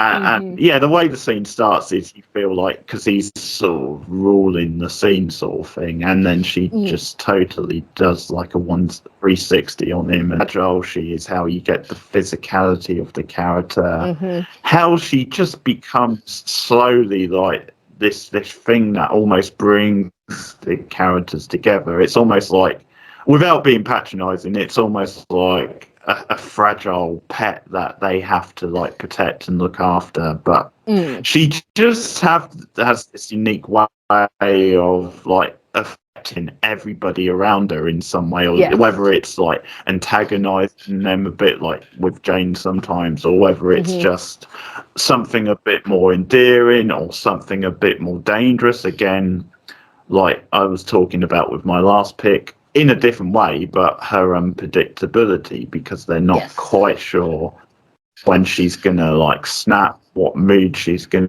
be in. Deeply underrated. I don't understand how she hasn't had a bigger career. She steals so many scenes in the show, and you just really feel for her character and you root for the character, mesmerized by how bizarre and different the character is. And there's some great set pieces obviously with her. There's some good stuff with her as well in the movie, which we get later on, where in a way she becomes the centerpiece for the movie, because obviously they sort of like reinvent the storyline with her, but they actually make it in a way the core plot of the film. So up with both Tam siblings on the list.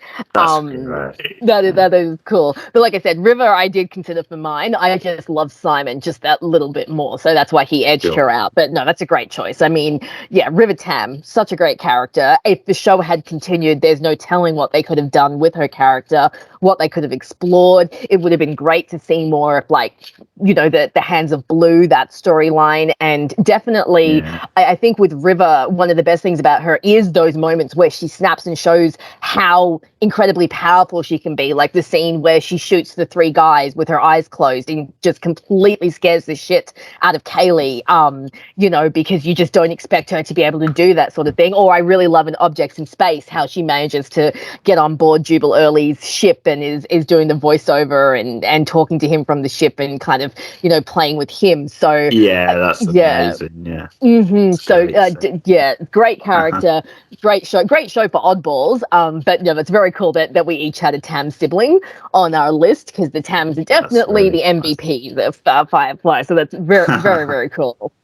All right, so my number 3 is, you actually already mentioned my number 3, because it is from Criminal Minds again. I'm going back to Criminal Minds because my number 3 is Dr. Spencer Reid.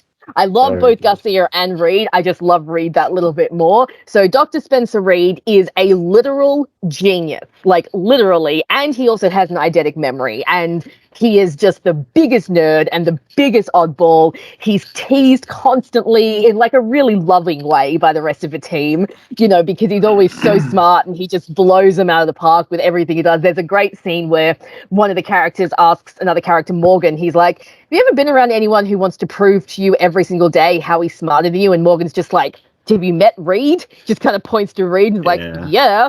And there's another great scene like where he's worked out some sort of code that a prisoner's been using, and it's a really complicated and complex code, and he's explaining it to the team, and then one of the team members just kind of reaches out and pokes him, and she's like, he's so lifelike.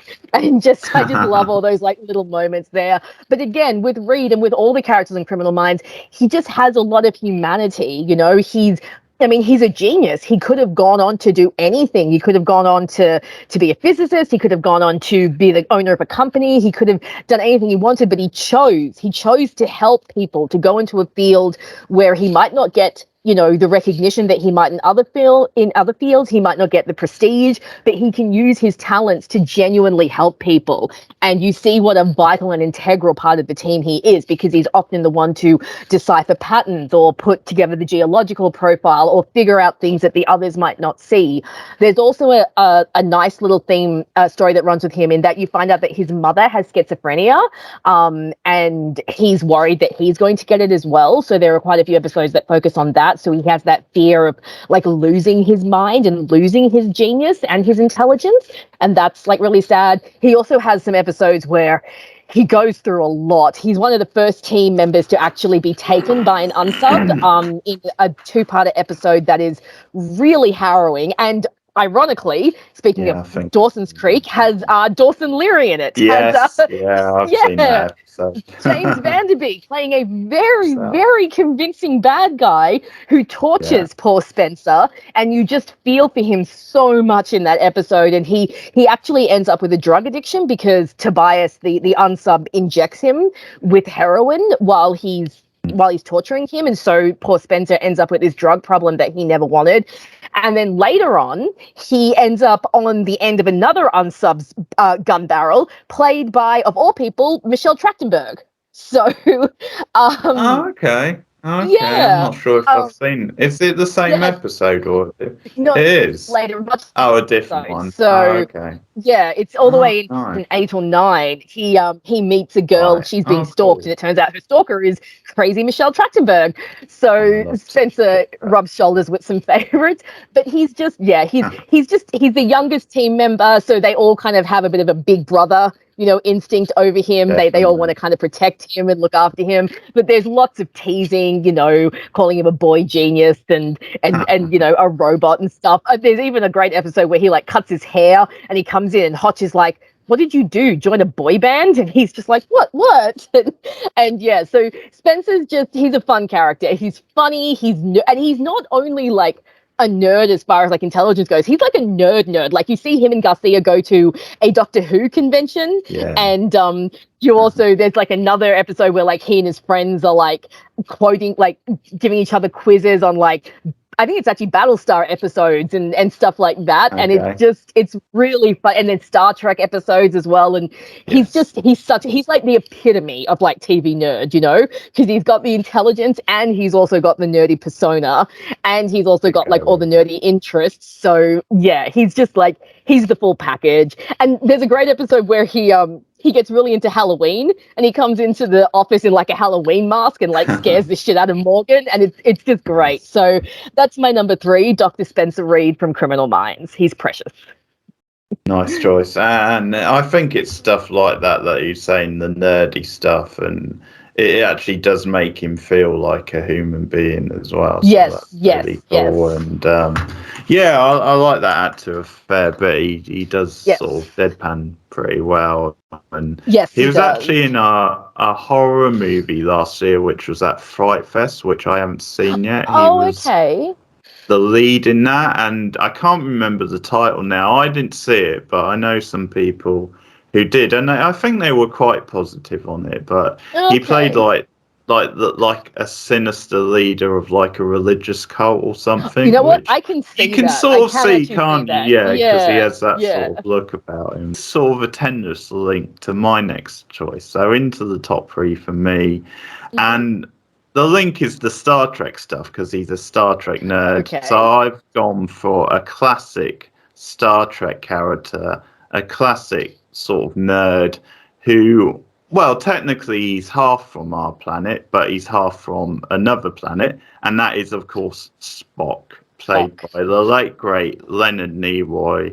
And so obviously this is from the original series all the way back in the 1960s. He then obviously appeared in multiple films as the Spock character, and then there's been sort of other versions of Spock. I mean, I am talking really about the Leonard Nimoy version because that is the classic version, but obviously any of the other versions are applicable as well. But there's just certain characters that I think change pop culture, and I think this is one of them. There's certain characters where even if you'd never seen one episode of Star Trek, you would know about Spock. You would know about some of his the Vulcan grip. You would know about the greeting exactly. Everybody knows that. Everybody sort of knows about how he says about things being illogical, and the sort of in a way the sort of oddball buddy cop style relationship he has with Kirk. And I mean, that's a classic example of polar opposites, but somehow just they just work so well together. And I love the performance. I love the sort of weird off-kilter charisma he brings, because he seemingly does very little with his facial expressions, which is perfect for the character he's playing. But there's still like this charisma to him. There's still like this energy and this. I think just watching him be so perplexed and befuddled by what's around him is obviously a perfect thing for the character, but it's also just very entertaining to watch him like just process real world things which are so different from his experiences. And I think just the character changed the game for like sci-fi characters. Oh, definitely. He changed the game for, I think, aliens on shows actually becoming more likable and playing with that idea of they can actually be like heroes and courageous. And obviously he's a very eccentric but highly intelligent, character in the show. Leonard Nimoy is such a genius, such a likable persona character, and a very smart guy sort of on and off screen, because he had a lot of influence on the show, on the films. He directed one or two of the films at least. He came up with like storyline ideas, so like there's an example with The Undiscovered Country, which is the sixth film, where originally they were going to go with an idea, and it's an idea which was then panned by like the audience and stuff, and no one really liked it. So he actually came up with an idea for that film, which was actually based on like the Cold War, and he had this idea about like a war in space between like the sort of, I think it was like the Klingons and like the humans, and the idea of what if the wall came down in space. So he's obviously very savvy to like real world politics and like bringing that into, and he did have quite a career like creative wise, because I mean he directed other films. He directed Three Men and a Baby, for example. A lot of people he did. I didn't know that. A lot of people probably wouldn't know that. He's actually the director. Not at all. That's actually really cool. It really is. So he obviously branched out, did different things, but Spock is a true icon, as is Leonard Nimoy. He's obviously sadly missed, a core part of the Trekverse, and continued now for so many decades in many forms. Obviously still referenced in modern Trek.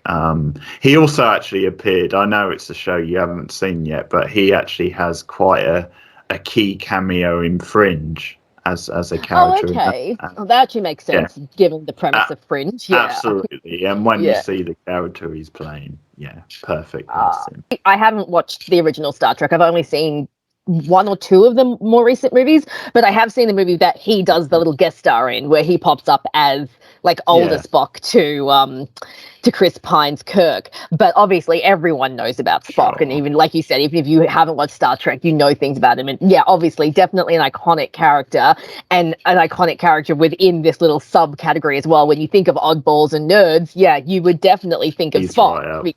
He's right up there. I just want to ask you quickly, do you like Zachary Quinto's portrayal of Spock, like in the new ones? Not that he can compare, but like, do you like it at all?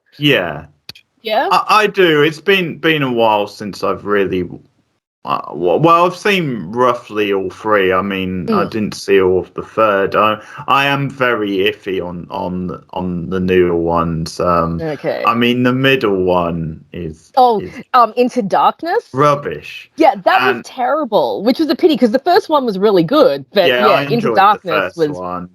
And what's annoying about Into Darkness is partly the ending, because they actually, I mean, spoilers here, and I won't reveal exactly what it is, but they actually do a rehash of the ending of Wrath of Khan. It's one of the other ones, isn't it? It's reversed as to who. And that's so odd. And the third film I saw some of, and I was struggling to get into it, but I might go that back. far. Because I really liked the first one. I thought the first one was actually really good.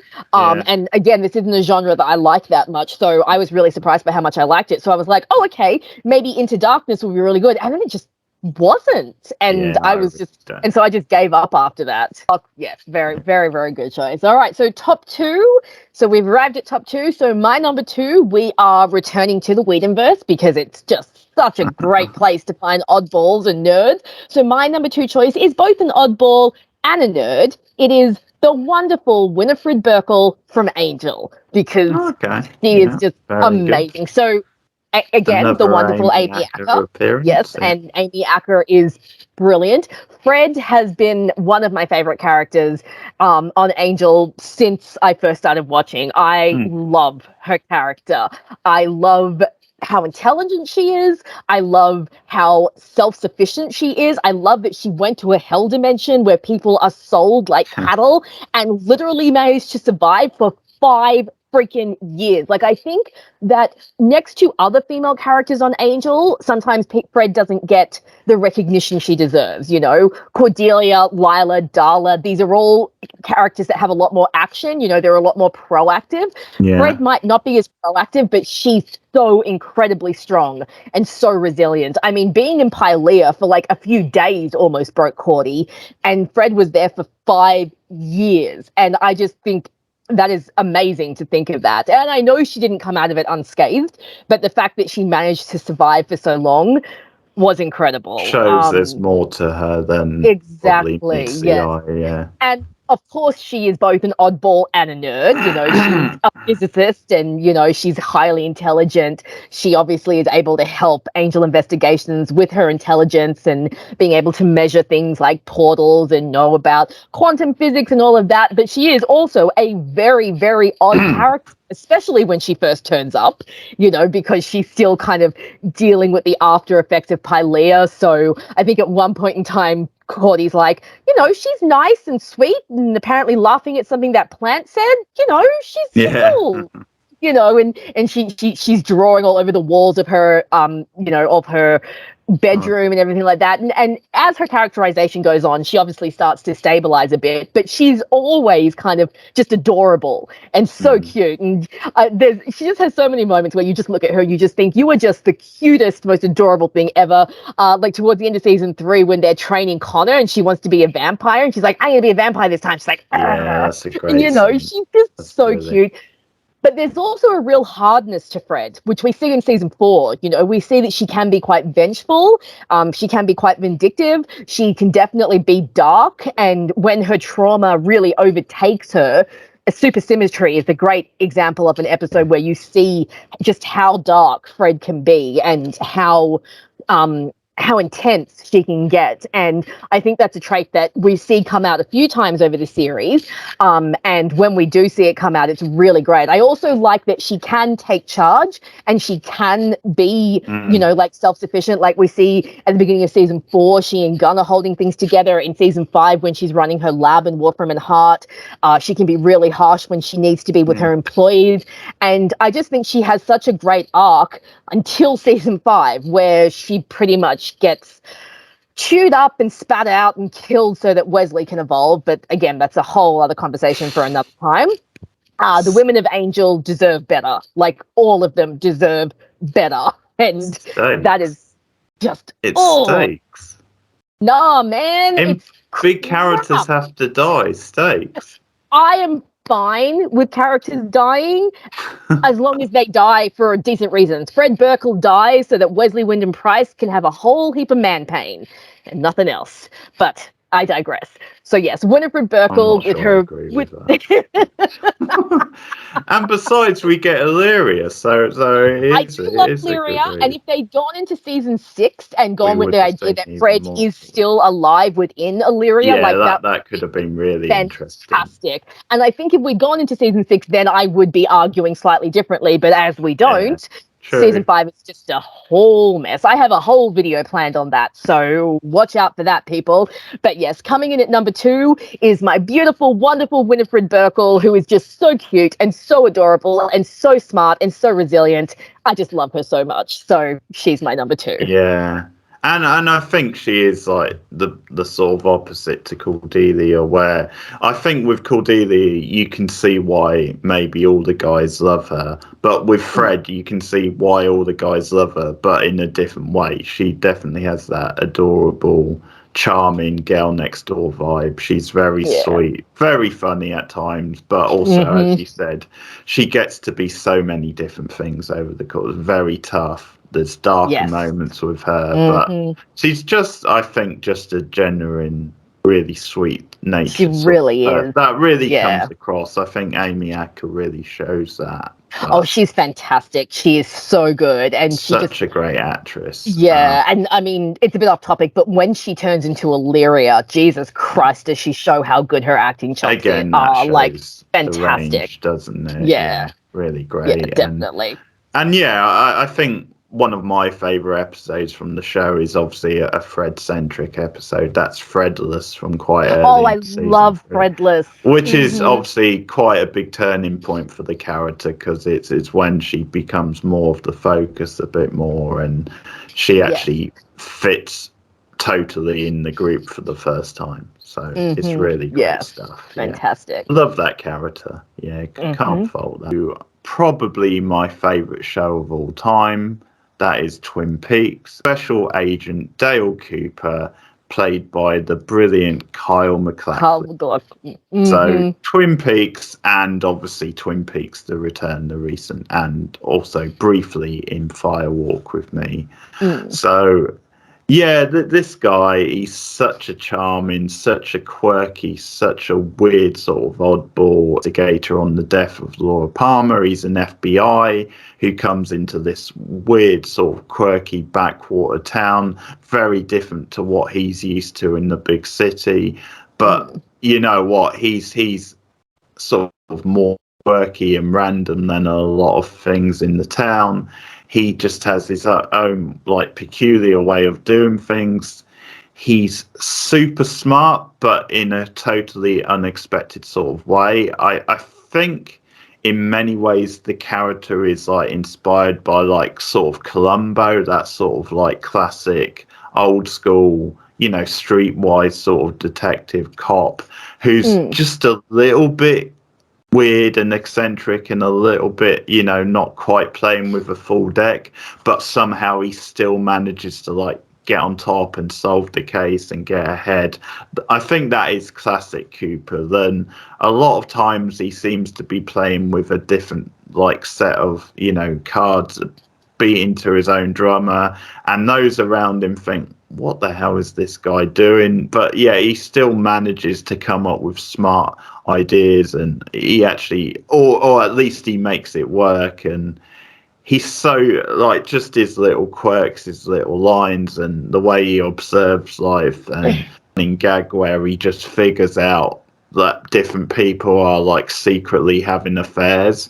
So he'll just say like to Sheriff Truman, walks in like the diner, and she just exchanges like pleasantries with like the sheriff, and she then walks off, and Cooper's like, so Harry, how long have you been seeing such and such? And I think there's a couple where he does it with like another character where he's like just figured out through their exchanges and body language that they're secretly seeing each other.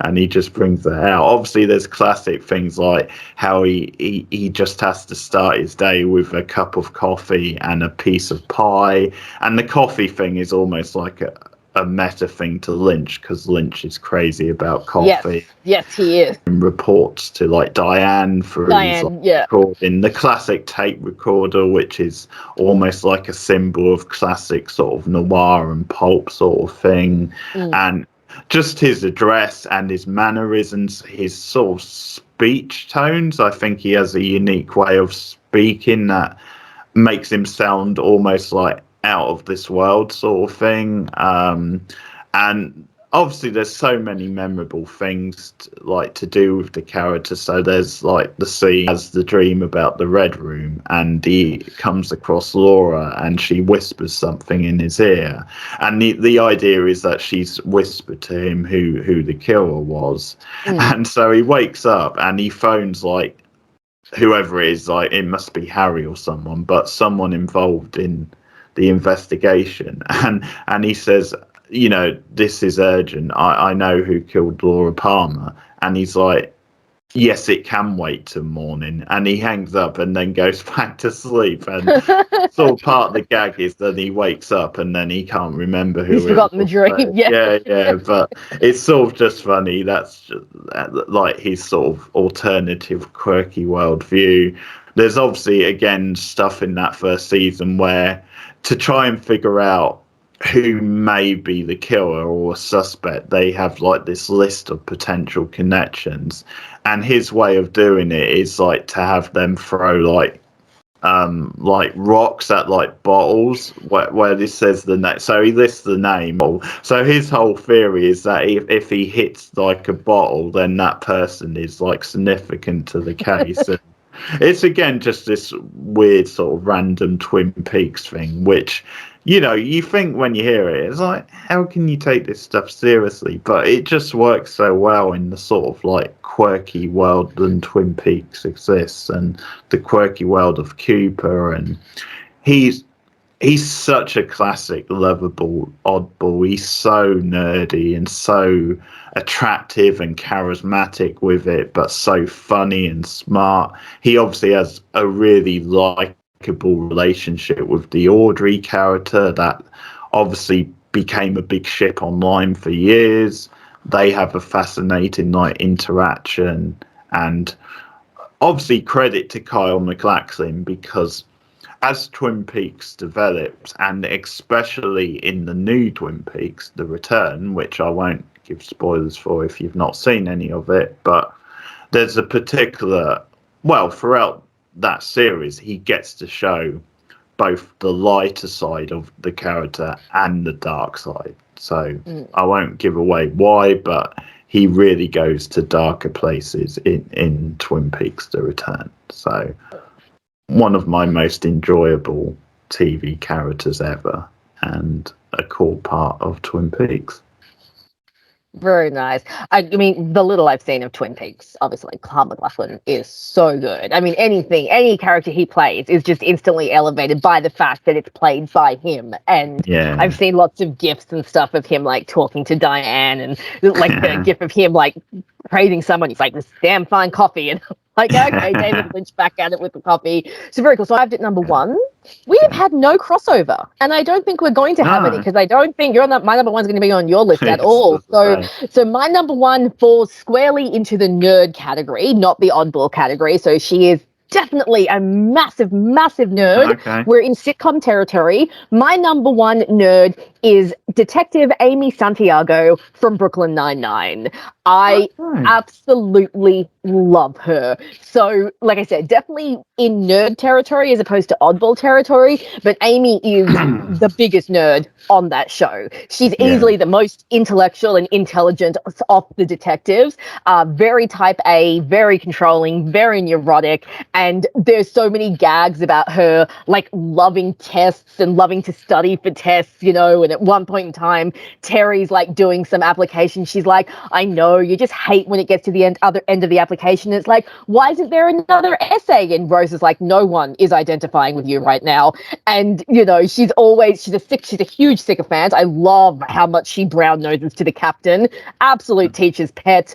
I think they even have a gag about, she says something about, like, I haven't failed class since I failed recess in the 2nd grade. Teachers need a break too, Amy. And you just know that she's just the biggest nerd. I also just love, Amy is just such a great character. She's so ambitious. I absolutely love how ambitious she is. She wants to be the youngest ever female captain. You see her take sergeant's exam over the course of the show, and you see her get promoted and, you know, become a sergeant and start to move up the ladder of the NYPD. She's also incredibly neurotic, incredibly OCD. Again, traits that I kind of identify with. Incredibly type A. Again, something we have in common. And I think Melissa Fumero is just so good in the role because she makes Amy so likable. I love whenever she does her stupid little dances. and she just, she cannot dance at all, and she does her little victory dances, and she's like moving around, and Jake's just like, whoa, okay. So her dynamics with like the rest of the squad is so good. I love her and Jake, obviously. I love her and Captain Holt. Her and Rosa have a great dynamic as well. Again, she's just a really good person, really kind-hearted, really lovely. There's a great episode in one of the recent seasons when she takes on a sexual harassment case, and she gets really passionate about, the way women are treated in the workplace, and the way that they have to, deal with this kind of shit all the time. So there's some really nice commentary there. She's also a Latina character, so it's always great to see characters of color on TV and becoming prominent characters, and seeing more women of color on TV. And again, they do touch on that when she becomes a sergeant. They're like, you are one of the first Latina sergeants in the NYPD, so there's a lot hanging on this. So there's just so much great about her character, and I think she has like a really great arc over the entire show, because when we start the show, she's a little too uptight, a little too by the books. She doesn't like to break the rules. She doesn't really like to have fun in the workplace. She and Jake clash a lot because he's so immature. And then as the series goes on, she gets better and better. I love all the Halloween heist. In season 3, she wins the Halloween heist because everyone's kind of overlooking her. And when she comes in and kind of like fools them all and wins the heist, it's just one of the best episodes ever. And she's just, like really funny, really great character. And again, definitely falling more into the nerd side of things. But I've loved Amy, since I started watching Brooklyn Nine-Nine. She's my favorite character on that show. So Amy Santiago is my number one nerd on this list. So from Brooklyn Nine-Nine. That's excellent, and I'm really annoyed because I still haven't seen that show, but I really want to. Must watch it. It's on my list. Everyone so says it's so good and funny, and it deals with some themes as well. It does. Which is my number one, and this might be a character you sort of love to hate, really, as in you. I'm talking about you now. Okay. Action Man himself, John Locke from Lost.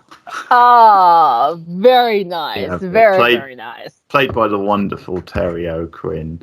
And I think the character of John Locke, obviously he's central to the show. He's central from the very first episode. He's one of the original, obviously throughout, goes on many different changes, goes on quite the journey. And obviously without him, the dynamic of the show and the experience of the characters on the island just wouldn't be the same. And without going into spoilers, he obviously plays a very central role in the drama and the mystery over the course of many, many seasons of Lost. It's an amazing performance from Terry O'Quinn. It really is a highlight of his career. He's obviously a pretty respected actor anyway, but that's really a staple of his career. He's a true outsider in every sense of the words. He definitely does things in an unconventional way. He goes to extremes at times that just obviously really piss off the other characters, but there is obviously a method to his madness a lot of times. I think there's times where he sort of goes too far, and it's either like he's doing the right thing but he takes it to an extreme, or then maybe there is an ego involved where he loses sight of reality. There's definitely scenes like that, but all that just adds to the complexity of the character and all the different layers. There's times where you sort of root for him and you kind of agree with him, but there's times where you just want to slap him and say, no, this is too much. And I'm not disagreeing with you, but I think that just adds more to the character. I think there's so much light and dark to the character. He has a very tragic story, one of the most tragics on the show. He is like sort of like an anti-type hero where he's so much in each column, so unpredictable.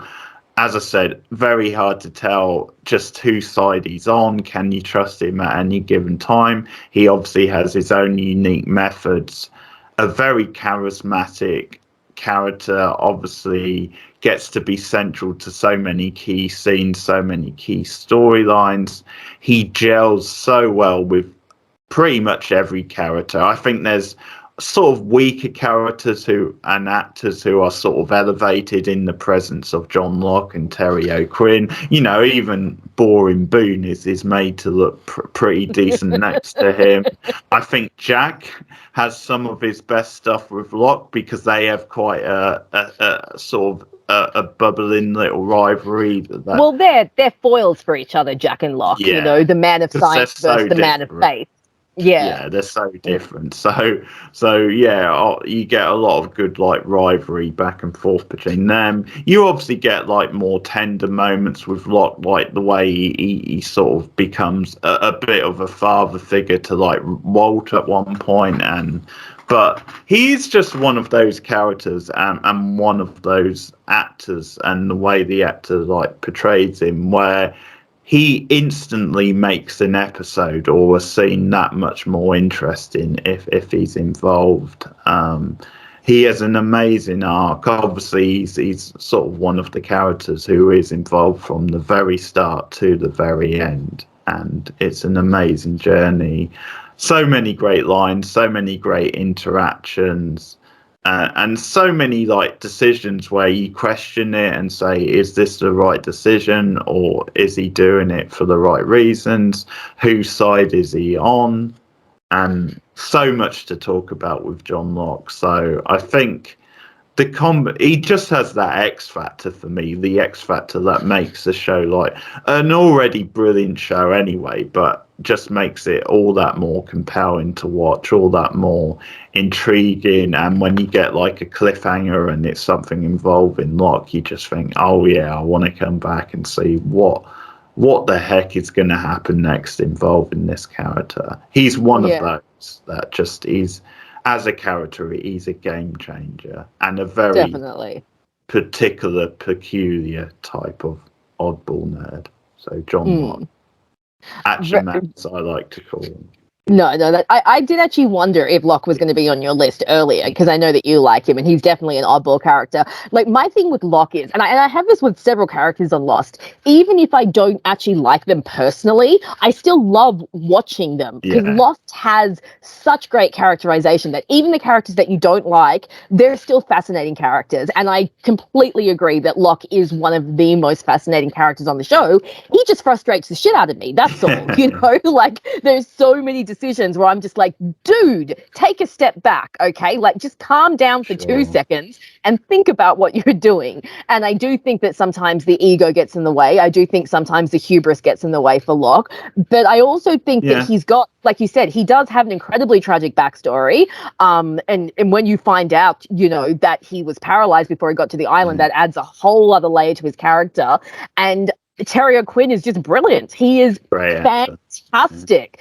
And he's so good in that role. So yeah, even though I don't like John personally, I still love watching the character. I still love the characterization. And the show would just not be the same without him, like at all. He is needed in that show. And he acts as such a perfect foil to Jack, who is, you know, for all intents and purposes, our main character. So yeah, so you need that kind of, that mirror that he has for Jack, because he is the man of faith versus the man of science, who is Jack, and their constant clashes is like one of the more interesting aspects of the show. So definitely, no, that's a great choice. So like I said, I might not personally like Locke, but I still love his character and his characterization. So it's very complicated with Lost, because they have such great characterization that even when you despise a character, you still can't help but get caught up in their storyline and their journey. So that's very, very cool.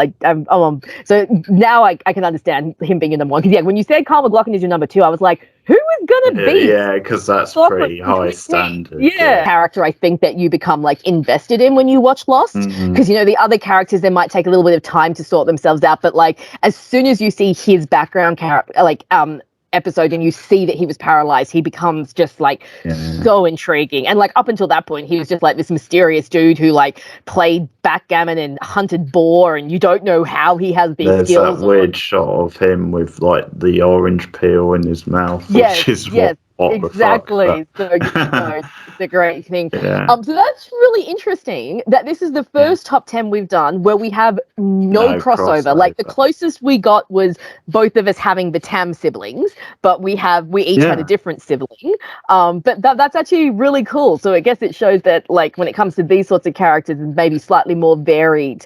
Because when we do stuff within the horror genre, we seem to have certain similar tastes and certain things that we enjoy. And like the pilots, we had a couple of surprising crossovers, but absolutely no crossovers. So how about honorable mentions? Let's see if we have any crossovers in honorable mentions. And I also like how different our number ones are. I mean, that just shows diversity. Really different. How many women were going to be on our list, and I think we've got a fair few Pacinas, don't we? Which is good because that's something where traditionally a lot of times you think stereotypical nerds or whatever they tend to be men. So that's shows something that we're getting a bit more diverse. And they're letting female characters be a little bit more than they used to be.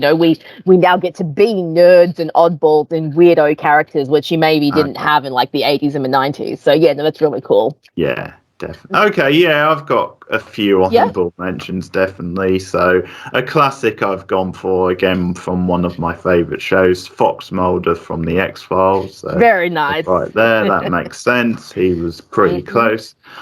A Buffy-verse character, again, Willow from Buffy, I've gone for. Again, more on the nerd side, but a little bit oddball, a little bit quirky. I really love Alison Hannigan and how she plays that character. So many great lines. And she was close to making it.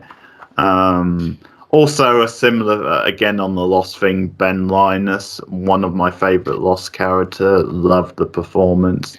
Such a weirdo character, but in a fascinating sort of way. So he was close to making it.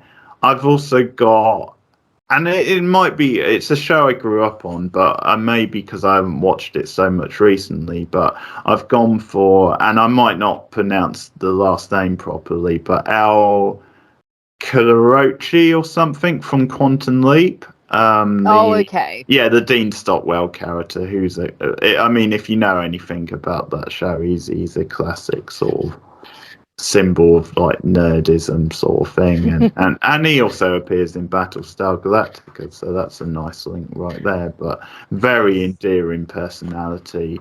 Another one, and this was the one that almost made it in, and I guess I would have been cheating a bit because there's actually 3 of them. They're a trio, but I almost went for the Lone Gunmen from the X-Files. And I don't know if you've heard of these characters or not. I think I have, but only vaguely. Yeah, so they're like these group of like experts who, like, there's a certain point, I think it's in season 2 they're first introduced, then Mulder actually goes to them for like extra information. So they're almost like the same as Mulder, like they're sort of paranoid conspiracy theory type thing, but they almost take it to like even more extremes than Mulder, and they're almost like the more like less appealing, sexy version of Mulder, where they are literally the nerdy like stereotypes who live in their parents' basements almost, but they do take like the conspiracy theory to like even more extreme lengths than Mulder would, and he goes to them for like added information. They obviously have certain resources that he uses throughout, and they're just really good characters, really quirky, and the dynamic between them, because they're all quite different, but you have like the names John Byers, Melvin Farokhi, and the best name of the 3 might be Ringo Langley. Nice. so I'm assuming it's Ringo, they got it from Ringo Starr, but then the last name Langley obviously comes from like the like FBI sort FBI, yeah. So that's really cool. Bit of that 80s sort of cheese, the show I grew up for. But an honourable mention for Captain H.M. Howlin' Mad Murdoch from the 18. Okay. I know of the 18, but I haven't watched it. But yeah, I know the character you're referring to. Yeah, the quirky weirdo who makes like noises and impressions and wears a hat and always winds up BA no end. So yeah, honourable mention to him. So, very nice. Oh, very cool. We don't have any crossover in our honorable mentions either. So the ones that almost made the list for me. So I had Paris Geller from Gilmore Girls, who leans both into oddball and nerd. She just got edged out. I almost went with Laura Hollis from Carmilla, but then I left that out because it's not technically a TV series, it's a web series. So it doesn't really count. But Laura is a tiny gay nerd, and she's adorable and adorkable and just all things awesome. So she almost made the list. Ross Geller almost made the list because I love Ross and he's such a big nerd. Good old yes, from Friends. So Ross almost made the list. And then there were two more. Eric Foreman from That 70s Show. I love Eric. He's such a nerd, such a geek. And Topher Grace. I just love that kind of deadpan humor that Eric has.